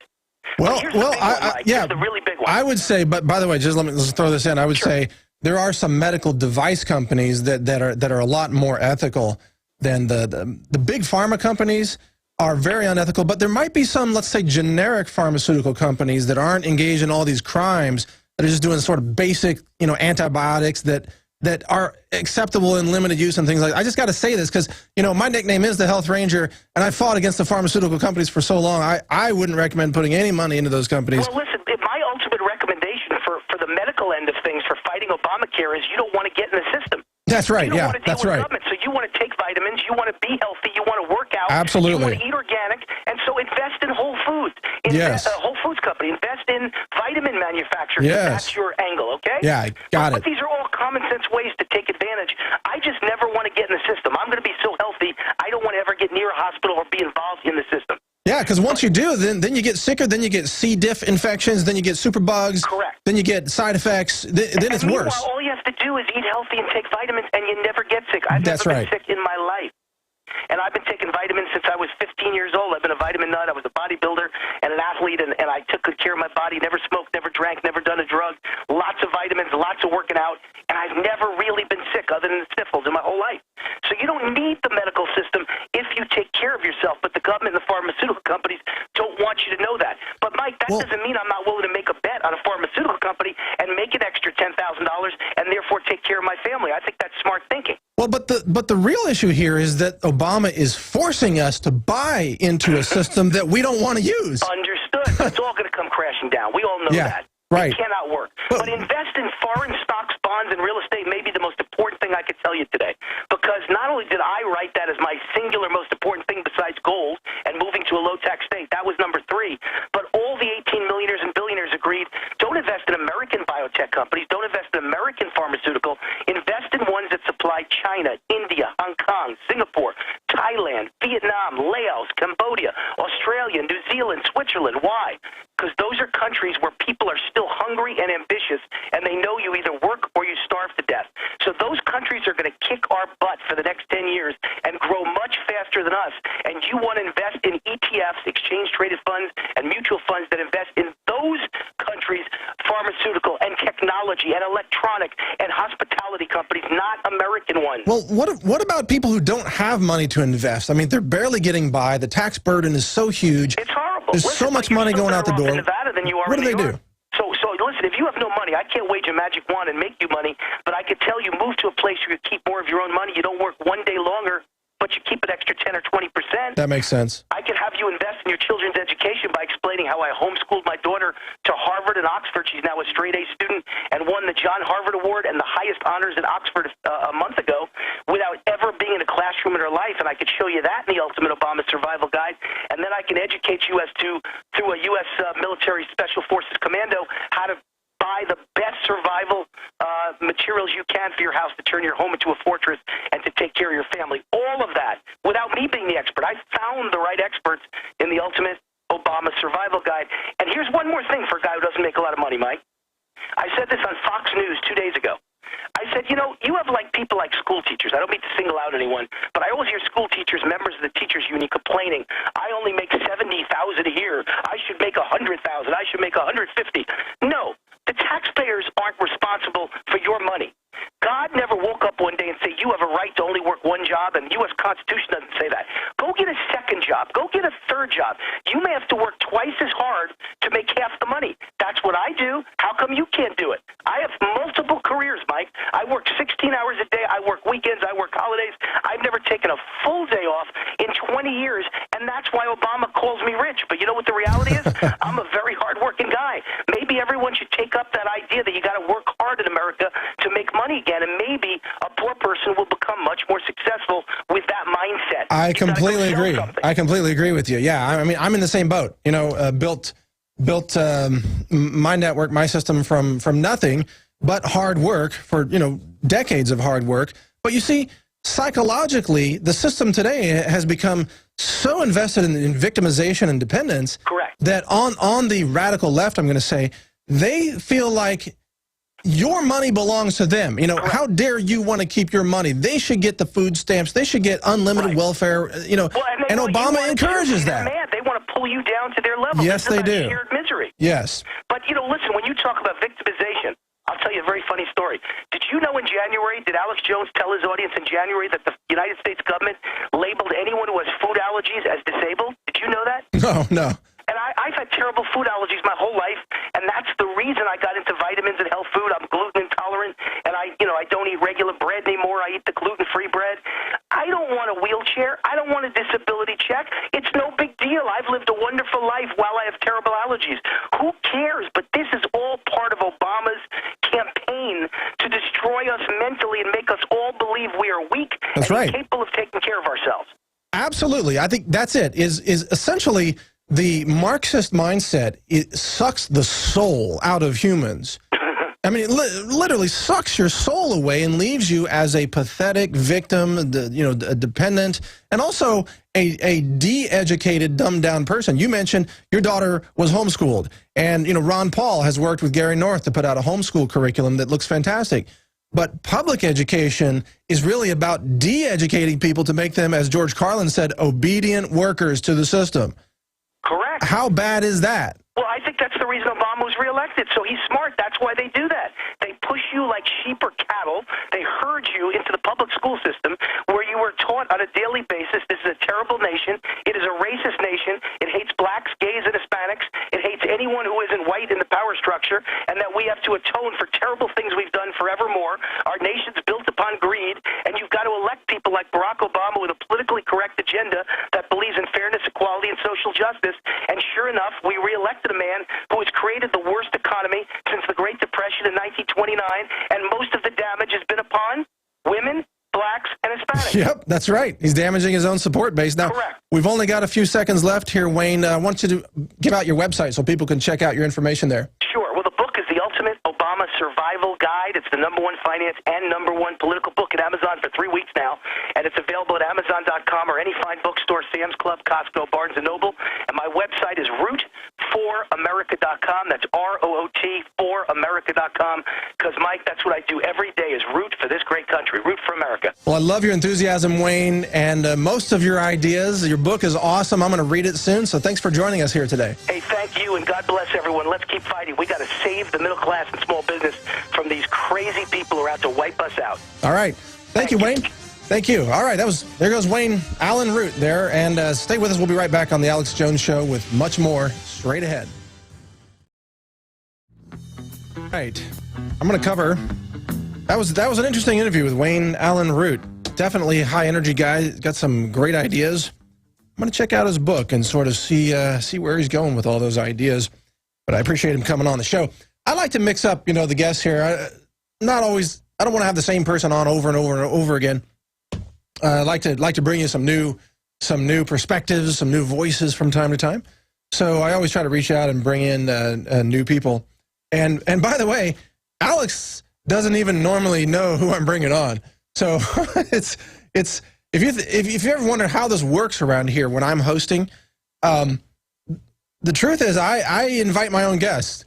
And sometimes Alex will recommend, we want this person on, but then I'll invite a couple other guests. So it's actually pretty much up to me who I bring on. And that seems to have worked out, pretty well. So in case you're curious, Alex usually calls me. He usually calls me like just a couple days before. Can you host? Like, oh man, I was gonna go on a picnic that day, but we'll rearrange things. Yeah, well, I'll come in and host for you. Anyway, in this segment, oh, by the way, we've got a guest coming up in the next hour, Dr. Chris Busby, with news about, let's see, the Iraq effects with depleted uranium, veterans dying of cancer. Yeah, we've covered that quite a bit on the show here, but we'll get, I guess, more details on that from Dr. Busby when we get into the third hour. But until then, I wanted to read you this, well, not word for word, but just go over it with you.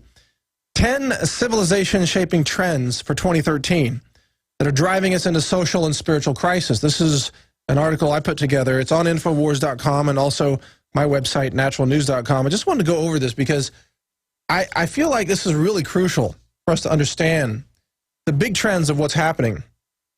So let's go over these very, very quickly. Number one, we've got the rise of human-engineered genetics. GMOs, you're familiar with that, but also now in animals and soon in babies. And this is a very dangerous mad science experiment that we need to be very careful with. Number two, the reality escapism. Google Glass, social networks, online gaming, they are providing venues for people to escape reality and actually get deeper into what I call detachment from the real world. And from detachment comes all these other problems, mental health problems, physical health problems, sociological problems, and so on. People don't feel like they're really part of a human civilization anymore. They're living out their lives in these virtual worlds. Number three, the demonization of normalcy. So everything that's normal is now being demonized, and everything that's freakish or abnormal is being celebrated by the trendies. So normalcy is the new closet. If you're normal, you got to hide in the closet because, you're normal. Number four, the rise of omission journalism. The mainstream media is mostly focused now on making sure they leave things out of the news, like the abortion murder trial in Philadelphia, like the DHS bullets, like the real story on the Boston Marathon bombing, and so on. It's all about what they leave out. Omission journalism. Number five, the idiocracy effect, where the people who are reproducing the most across the board are those who are least qualified to lead human civilization forward. Those who are most capable tend to have the least children, and this was obviously depicted in the movie by Mike Judge called Idiocracy, which took us, I don't know, a few hundred years in the future, where human civilization devolved into a bunch of idiots walking around, and anyone who used big words like cognitive was considered Mr. Big Words Fancy Pants, using big words like cognitive. All right, we'll get into the rest of this list after we come back. But number six here is the censorship and criminalization of knowledge. We'll get to that and the others when we come back here on the Alex Jones Show. Stay with us. We've also got Dr. Busby straight ahead, our guest for the third hour, with an update on Fukushima and radiation, plus some other news and commentary, so stay with us. We'll be right back. This is the Alex Jones Show. All right, we're into the third hour. This is the Alex Jones Show. Welcome back. Mike Adams, the Health Ranger, filling in here for Alex today. We've got Dr. Busby coming up in just a few minutes with updates on Fukushima, radiation, and radiological weapons. So that should be an interesting segment for sure. He's standing by. We'll get to him in a few minutes. But I want to continue with his list of 10 civilization-shaping trends for 2013. Not to borrow the word trends from Gerald Celente, who's, by the way, probably my favorite guest here on the show. He did a great job hosting the other day as well. But these are trends that aren't financial trends, but big picture trends of where we're headed.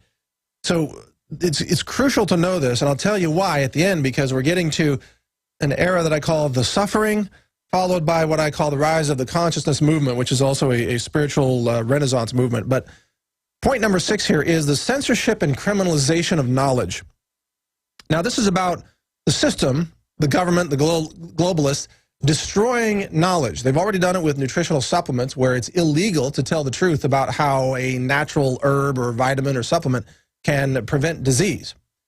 But they want to do it with all areas, so they want to destroy society's memory of history.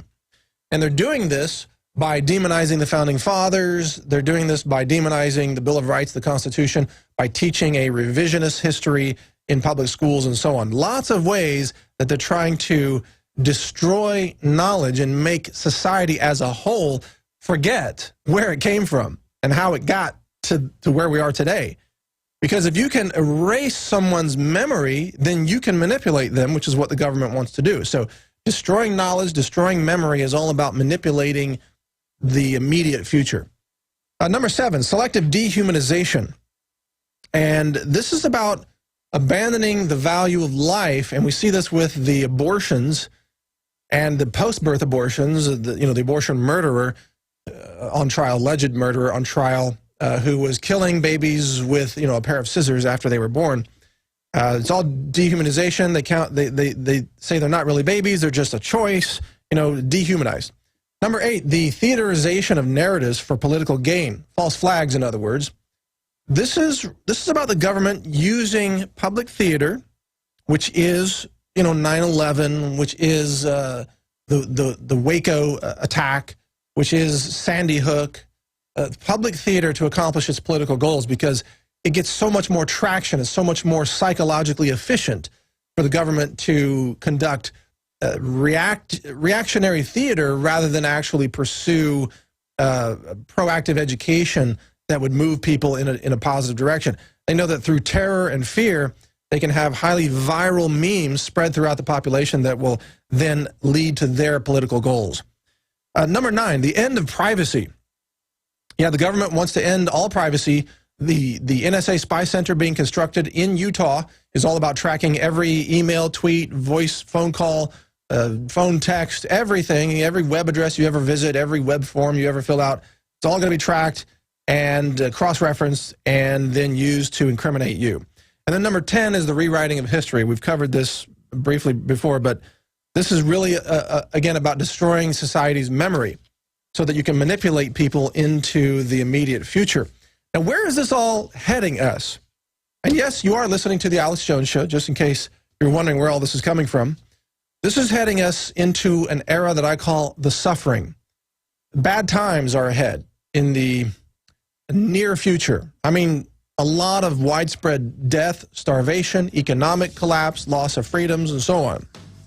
But after the suffering, there will be a backlash that I'm calling the consciousness movement, which is really a spiritual movement. It is a return to honoring the Creator, to honoring seeds, to honoring the existence of the human soul, free will. It's about honoring our humanity and how we are much more than physical beings. We are spiritual beings with a connection to the Creator and the universe. That's coming. Yes, this is the Alex Jones Show. This is the third hour. Welcome back. We are featuring this hour an interview with Dr. Christopher Busby, an expert on radiation in Fukushima, who has been very outspoken about the dangers of even low levels of ionizing radiation from not just the Fukushima disaster, but other radiological events.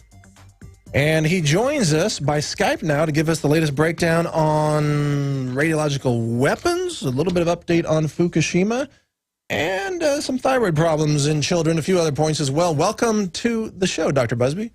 Yes, hello. I'm talking to you from Riga. I headed off to the woods, and I'm now in the woods in our little house in Latvia.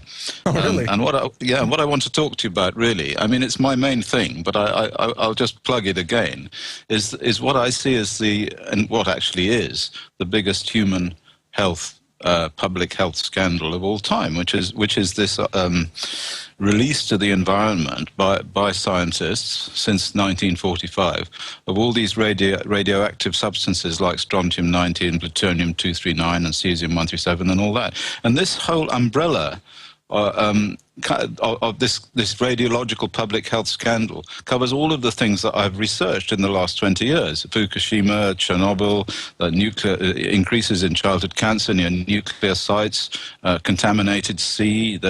We've done work on the Baltic Sea, on the Irish Sea, and most recently, of course, I've been involved in looking at depleted uranium and even some kind of new enriched uranium weapon which has been deployed by the Israelis in Lebanon and also in Fallujah, as we found out and published in the literature. So it's made me public enemy number one, of course, amongst the people who plug nuclear power stations. Well, I'm sure. But if you look at the sources of all this, so you're talking about not only nuclear power, but nuclear weapons testing, obviously.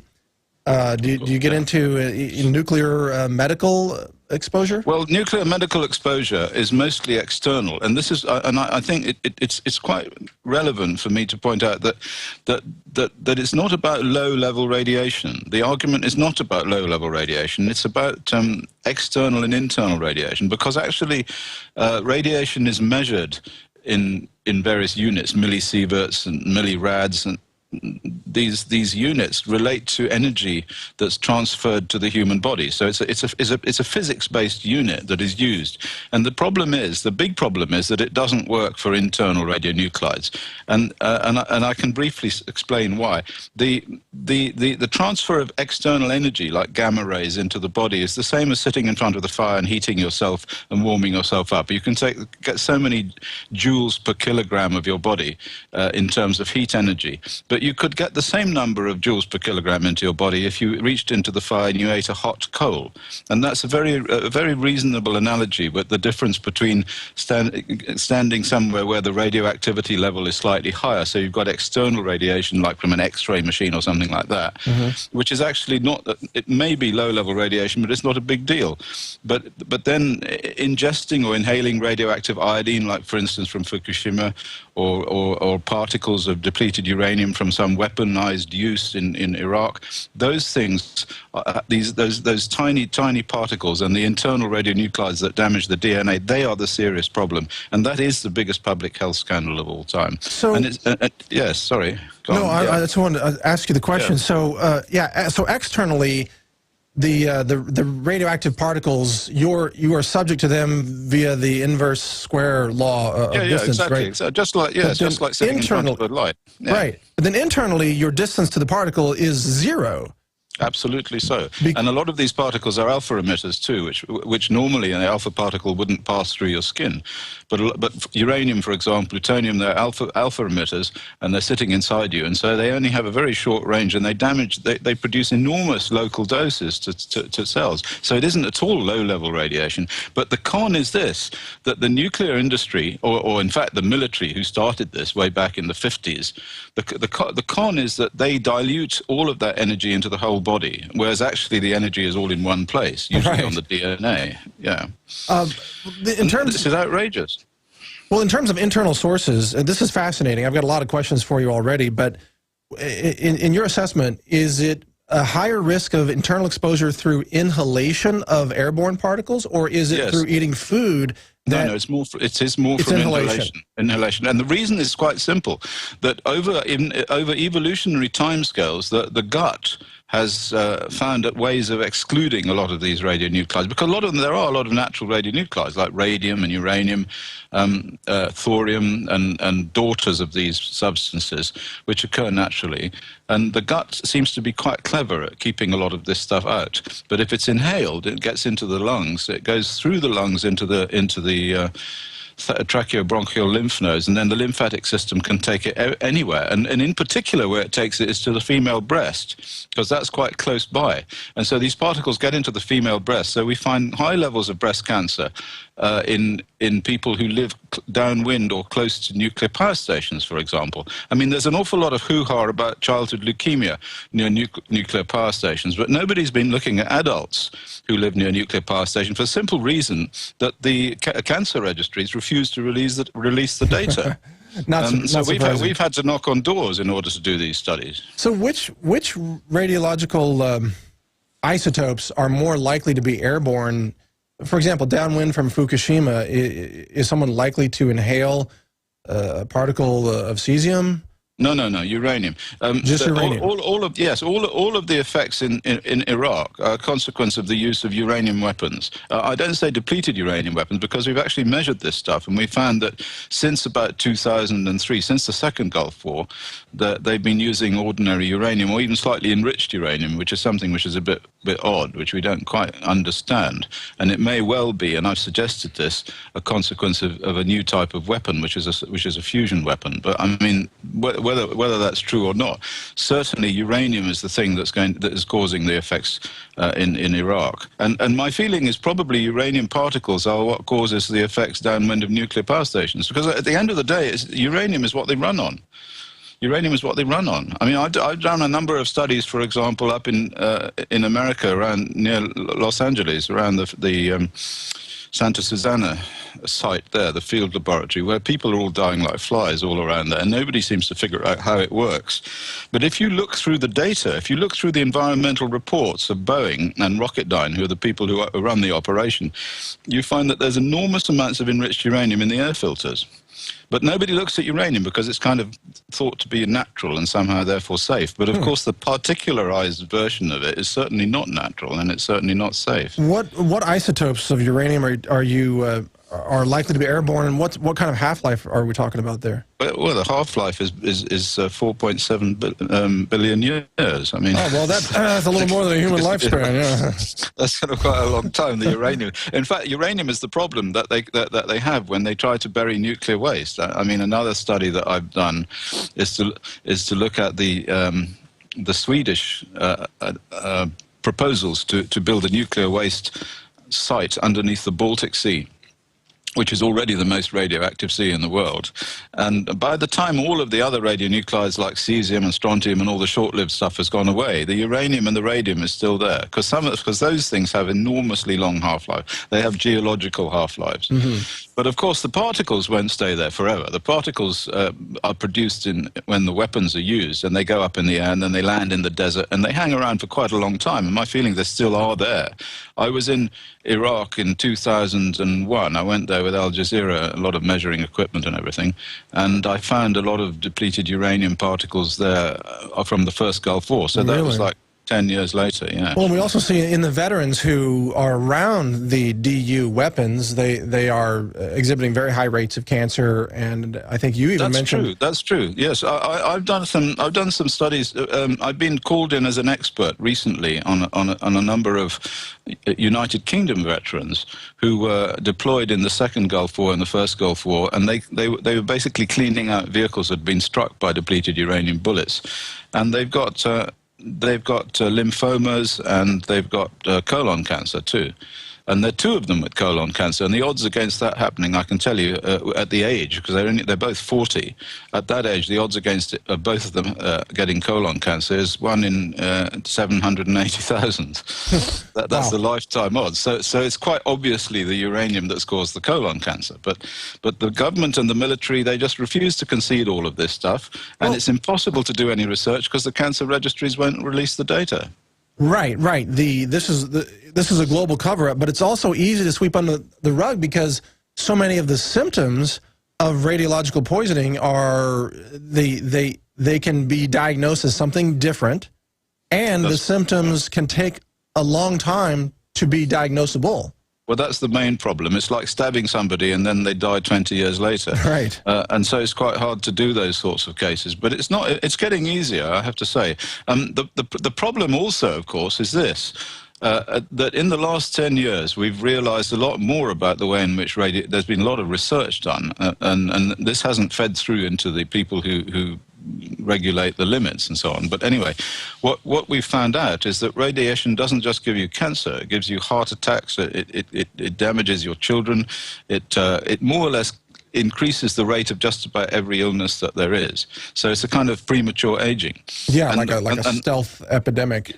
Yeah, so if you're looking, I mean, for instance, if you want to do a study and you look for increases in cancer, you won't only find increases in cancer, and because of that, you don't find as high an increase in cancer as you might predict. And the reason is that people die of something else before they get cancer.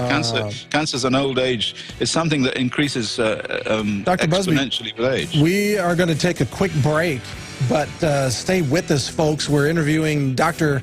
Chris Busby on radiation poisoning of our planet. This is the Alex Jones Show. We'll be right back after this break with more. We are continuing our interview with Dr. Chris Busby here on the Alex Jones Show. This is Mike Adams filling in for Alex today, and we are focused on radiological poisoning. Specifically, uranium is our focus in this part of the conversation. But just before we go back to Dr. Busby, there is some breaking news that's being broadcast on the mainstream media right now. Apparently, some friends of the alleged Boston Marathon bombers are being arrested and charged with lying to the government. So there you go. If you lie to the government, I guess they had some fireworks or something that they threw away before the FBI showed up. So the details are sketchy, but we'll see where that goes. But God forbid anyone who lies to the government, because the government always tells us the truth, especially in the nuclear industry, right? And this is our conversation with Dr. Busby, where here's my question. It seems like the defense industry, or the weapons industry, let's call it, has a very deeply vested interest in protecting its investment in nuclear products and also the nuclear power industry. So you've got these two very powerful industries that want this truth to remain a secret, it seems, and it seems like you're knocking heads with these two industries quite frequently.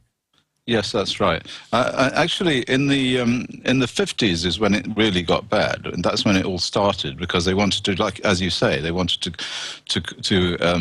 test nuclear weapons in the atmosphere, and it was quickly becoming apparent that this was killing people. So what they did was that they forced all of this information underground, and by 1959 there was an agreement between the World Health Organization and the International Atomic Energy Agency, whereby all of the research into this, the health effects of radiation, of the type of radiation I'm talking about, was put into the hands of the International Atomic Energy Agency. Now, I also, and this still goes on, because I was in Brussels talking about we made a petition. Incidentally, there is something that people can do about this.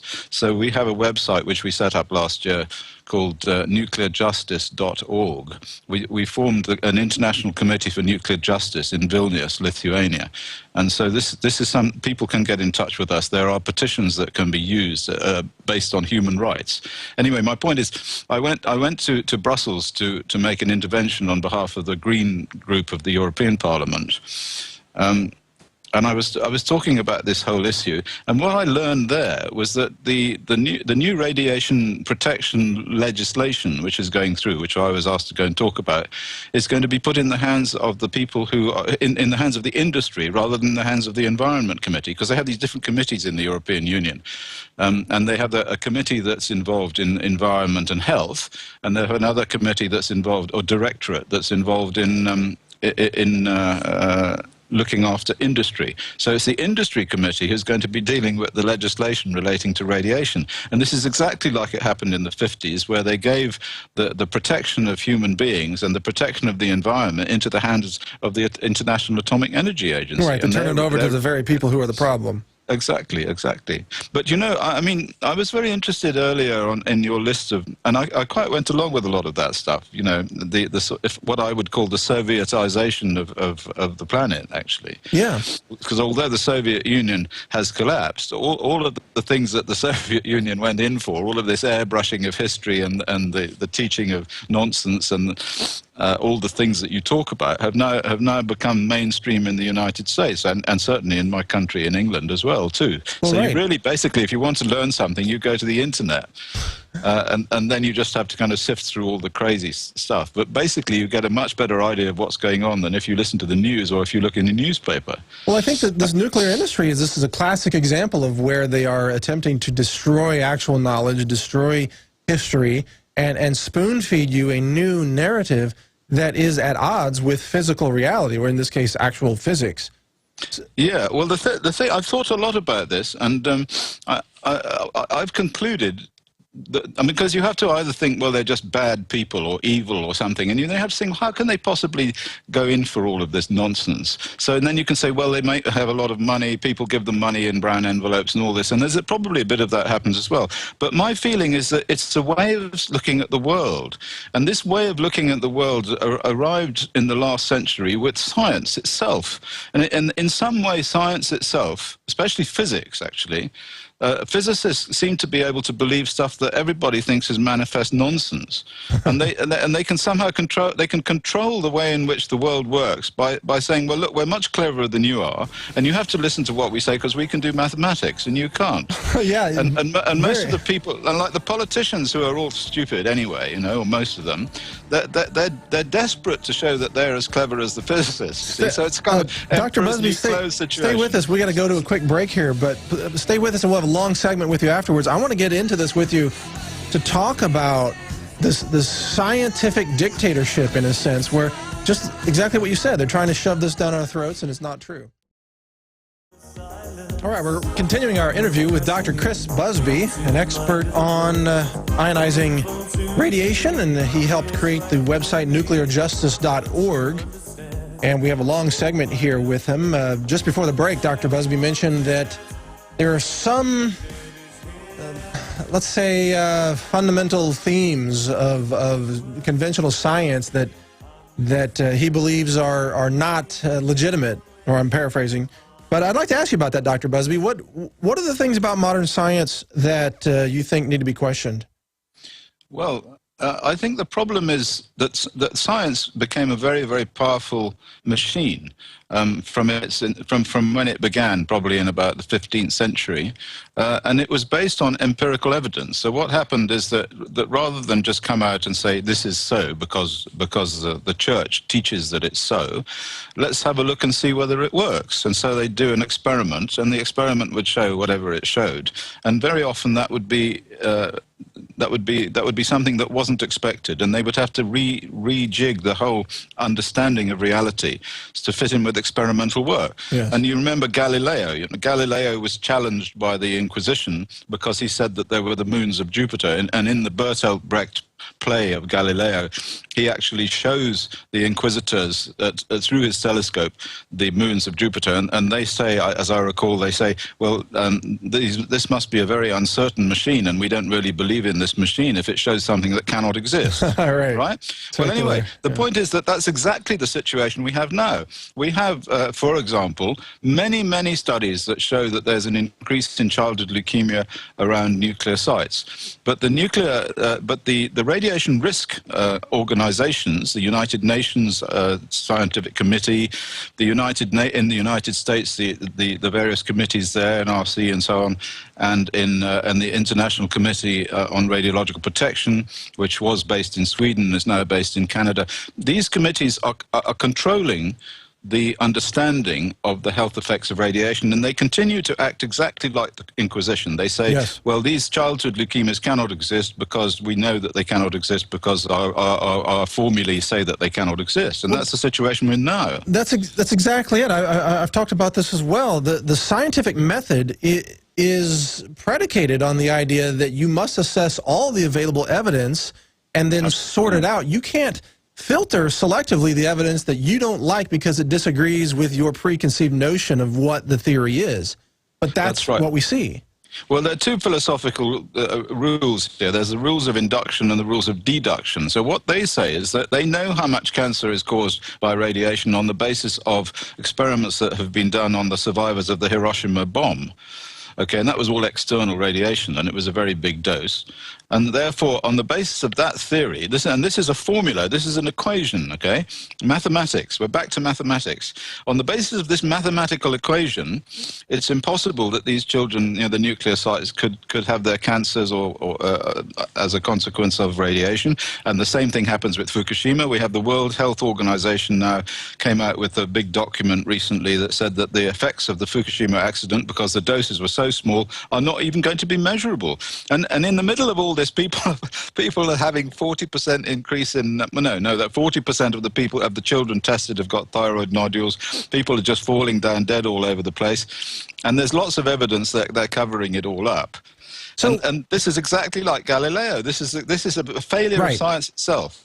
In many ways, I agree with you. In many ways, modern science has become the new dogmatic church that science originally fought against, because we're supposed to be based on actual evidence. I remember having a conversation recently with a physicist just about the table of elements, and I asked about mercury and how toxic was mercury, and he spelled it out for me. Oh, this is extremely toxic, a potent neurotoxin, toxic to biology at many, many different levels.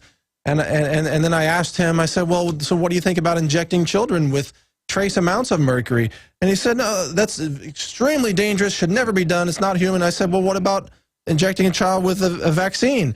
And he said, oh, well, it's okay in that case. Yeah, I know. Well, you know, the problem, I mean, I have to blame Einstein for this, because if you go back far enough, what you find is that in Victorian science was generally understood. It was like common sense.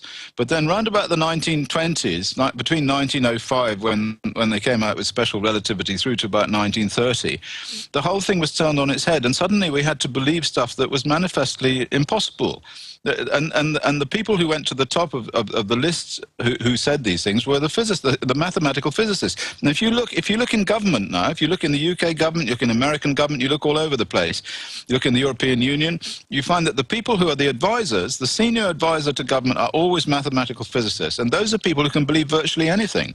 Now, somebody should point out to them that they appear to have lost 95% of the universe as a result of their the dark matter question. You know? Right. Exactly so. You know, yes. And we have to believe these guys when they tell us that these radiation effects are harmless, when in fact we see in every study that we do that people are dying all over the place. Well, how about it's terrible. When they say they've discovered the God particle, but all it is a statistical anomaly. It's not, first of all, it's not a particle, and it's not God, and it's a statistical,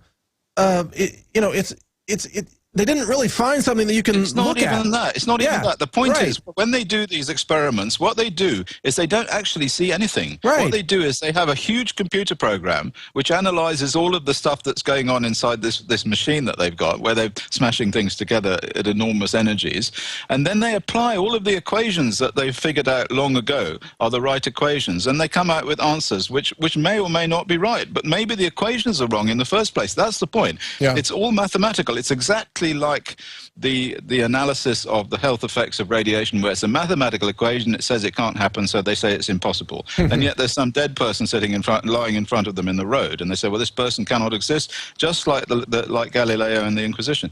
Anyway, we have to do something about it. You know, we have to stop believing these physicists. We have to start taking control of this whole area and getting hold of the information itself. I mean, why is it that the cancer registries are allowed to refuse to release data about the levels of cancer around nuclear plants or around areas where there's radiation? Why? Yeah. I mean, it must be, it's a lot politically of vested wrong. interest. Well, in addition to your site, nuclearjustice.org, is there another website where people can stay up to date with your investigations? Yes, there is. Well, there are a couple of websites that they should look at. One is the Low Level Radiation Campaign website, which is llrc.org, Low Level Radiation Campaign. And if they want to look at the work I've done, they look at the Green Audit. So it's www.greenaudit.org.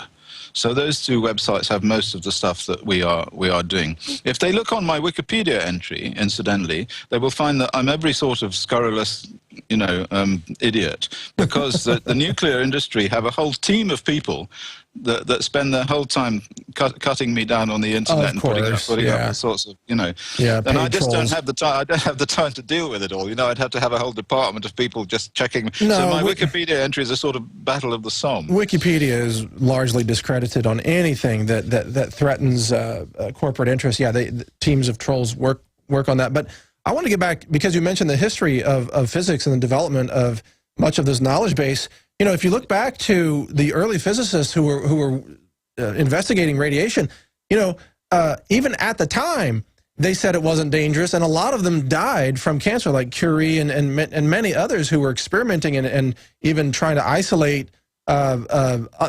as up to that point unknown elements in the table of elements. They died from radiation poisoning. Yes, and a lot of them burned their arms off and got cancer as a result of using those X-ray tubes and so on.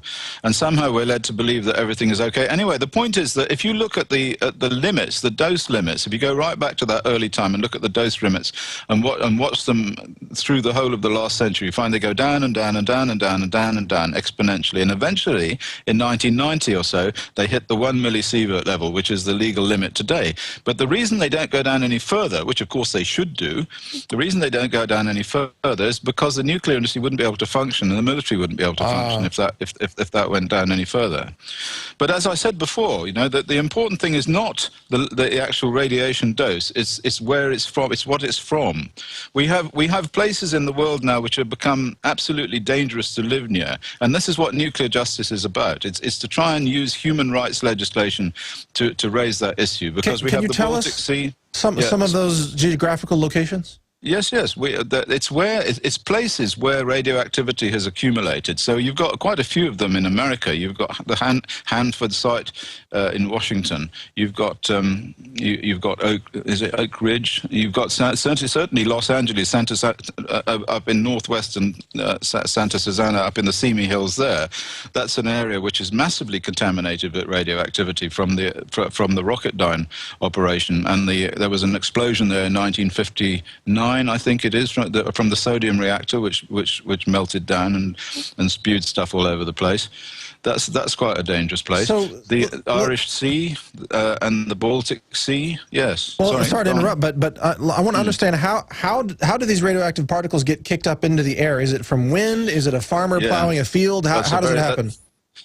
Well, all of those things. But actually, if we were to go to, for instance, the Los Angeles one, it's caused by disturbing the soil. So what they've been doing there since about 1995 to 2005, they were knocking down buildings and remediating the land and trucking a lot of this stuff out on trucks. And of course, it just generated vast amounts of dust. Actually, farmers, for example, if you take farmers, the highest rates of leukemia and lymphoma in terms of occupations are from farmers, because of course they plow up the fields, and that's got all the weapons fallout on them.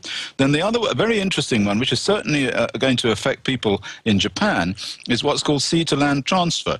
If you dump all this radionuclide stuff into the sea, what happens is it adheres to the surface. It adsorbs on the surface of clays and fine particles. And so when the waves crash into the beach and you get those white horses, those bubbles turn inside out and they force this stuff up into the air. And there's this phenomenon called sea-to-land transfer, which is quite well described in the literature. I mean, people have measured plutonium by distance from the sea in the Irish Sea, and basically people living within about 1 kilometer from the sea get a much higher level of cancer. And I've done studies that show that, and that's why, because they inhale this stuff from the sea-to-land transfer, and that's going to affect people all along the east coast of Japan. It certainly affects people in the Irish Sea, where Sellafield releases this stuff into the Irish Sea, and it will affect people in the Baltic Sea too. Dr. Busby, is there a handheld radiation detection device that a consumer could use to determine whether such particles are airborne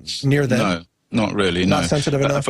No, because it's for the same reason that I said that what the handheld radiation detector does, no matter how sensitive it is it measures dose. So it can only average over the size of the machine that's being used. You see?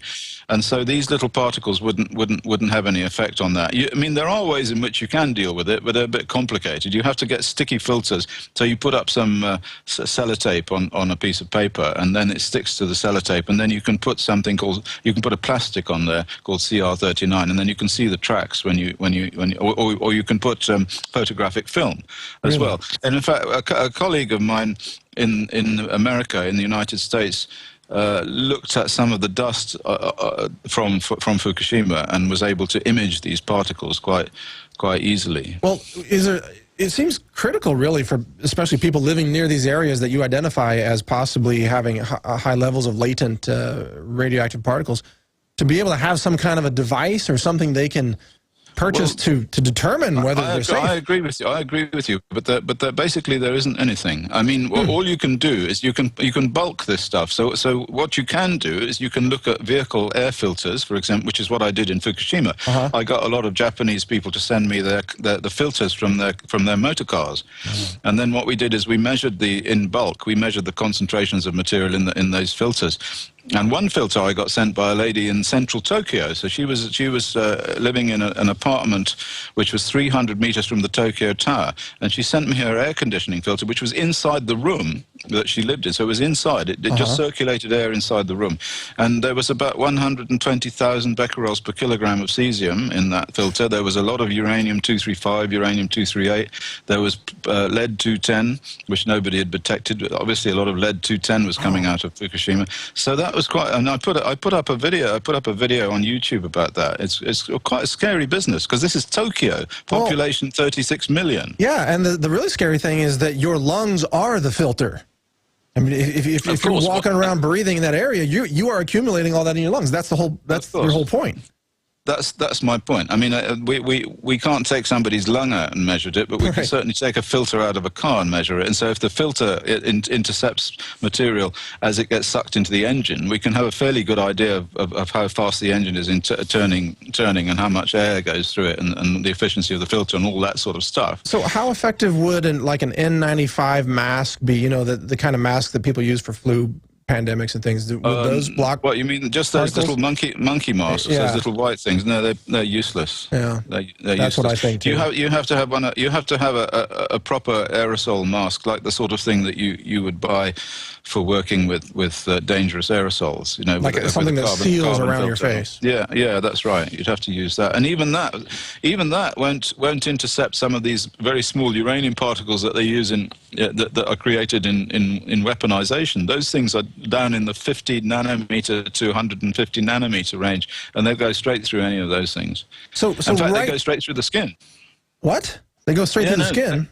Yeah. There's the nanoparticles, which is like a big deal now. Everybody's researching nanoparticles. I mean, nanoparticles go straight through the skin. That's how all these things work that make women look younger, you know. They just put the paste on, it goes through the skin, it plumps the skin out and makes them look younger. But are you saying that they're radioactive uranium particles that are nano-sized that can... Yes, absolutely. The Americans, when they were first developing this stuff, they did measurements at the... where is this? Somewhere in... They have a base in America. I can't remember the name offhand. Anyway, so they did impact collections using various systems that measured the diameter of the particles. But basically, what you're saying is we're all screwed. Is what you're saying? We're all screwed unless we can stop this pollution. Unless we can stop these people using them. This is why I say, well, somebody, I mean, I was asked by Russia Today to contribute to some program, and they said, what, and they said, what's the most serious radiation or nuclear hazard in existence at the moment? And they were talking about the strategic arms limitation talks, and whether Iran is going to drop a bomb on Iraq or on Israel. But actually, this has been going on for a very long time. It already exists. The most serious item in this whole area is the refusal of the international committees that legislate about exposures to concede that there is a huge problem in there. Denial. That's it. Yeah. Well, Dr. Busby, we're out of time, but I want to thank you for joining me today. It's been a fascinating discussion. Okay, thank you. We got to go to break here, but folks, Dr. Busby's website is nuclearjustice.org, and thank you once again, Dr. Busby, for joining us. Okay, thanks. Bye. All right, bye-bye. We'll be back after this break, folks, with the conclusion of today's Alex Jones Show. Stay with us. Okay, final segment here on the Alex Jones Show. We just interviewed Dr. Chris Busby, who had some frightening information that possibly these radioactive nanoparticles can penetrate your skin, and thus having a mask may not really help you. So great. As I said in the last segment, I guess that means we're all screwed unless we somehow manage to raise awareness on this, which Dr. Busby is attempting to do, and shut down the nuclear industry. I did read that some fusion experiments are underway or being constructed and about to commence that would be a hot fusion energy generation that would make fission obsolete. Fission is, conventional nuclear power would make that completely obsolete. So there are possibly some solutions, but that could be many decades away. I wouldn't bet on it. And besides, the government loves to have a nuclear industry because the side effect is weapons-grade plutonium, so, and uranium, and, weapons-grade materials, basically. But in the final few minutes of today's show, I wanted to go through some of the headlines that we failed to get to earlier, just to give you a sense of the total insanity that has now taken over our society. So here we go. We've got a company so far, a company that is telling its employees to get a tattoo of the company logo, and then they will get raises, a 15% pay raise for getting a tattoo of the company logo. Yeah, like you won't regret that 10 years later, like a walking billboard of some now bankrupt corporation. 3 dead, 17 wounded in shootings just in Chicago in one night. Yep, that's Chicago for you, the gun-free zone where everybody gets shot. Oh, here we go. Athletes out of the closet. I don't know why we're celebrating this NBA star who announced he's gay. I don't know what the big deal is either way. What was sexual orientation of these NBA players and NFL players? I mean, really? Do we have to worship everybody who comes out of the closet now? I mean, I guess the day is coming when we're going to have to, it's going to get so popular to be gay that we're going to have to worship an athlete, a male athlete that actually likes to sleep with women. That's going to be an anomaly. Oh my God, today Jeffrey Jones came out of the closet. He likes women. My God, so unpopular, so bizarre. What a freak of nature. It's going to get that crazy, just crazy. I personally, I don't care. I'm a libertarian. Do what you want. Just don't push it on me, okay? Bloomberg murder rate comments, he said, were sad and inappropriate for public officials to tout their crime-fighting efforts by highlighting other cities' murder rates. In other words, he's saying you're not supposed to talk about the murder rate in Chicago or New York, especially New York, being that it's Bloomberg. Eating disorders, orthorexia, are on the rise. And by the way, they consider it an eating disorder if you're into nutrition. Yeah, if you read ingredients labels, that's a disorder. You might have a psychiatric disorder because you read ingredients labels because you don't want to consume, aspartame or MSG. How about some GPS tags for dementia patients? Let's track Granny before we kill her with the death panels. That way we can find her when it's time for the death panel. GPS tags for your parents and grandparents. How's that? Airline employees caught abusing security badges and letting their family members through security. Here, how about you just bypass security? I got a badge. I work for the TSA. I spend half my time molesting little children and the other half letting my family members through security without going through the checkpoint. Ah, 2 hands, 1 hand for the... No, I'm not going there. TSA, you suck. You are evil, evil people. All right, enough said. I enjoyed the show today. Thanks for having me on, Alex. This is Mike Adams, the Health Ranger. Thank you to the crew for your awesome job. Check out Infowars.com for all the latest news from Kurt Nimmo, Adon, and many others. Thanks for joining us today. Retransmission begins right now. Take care.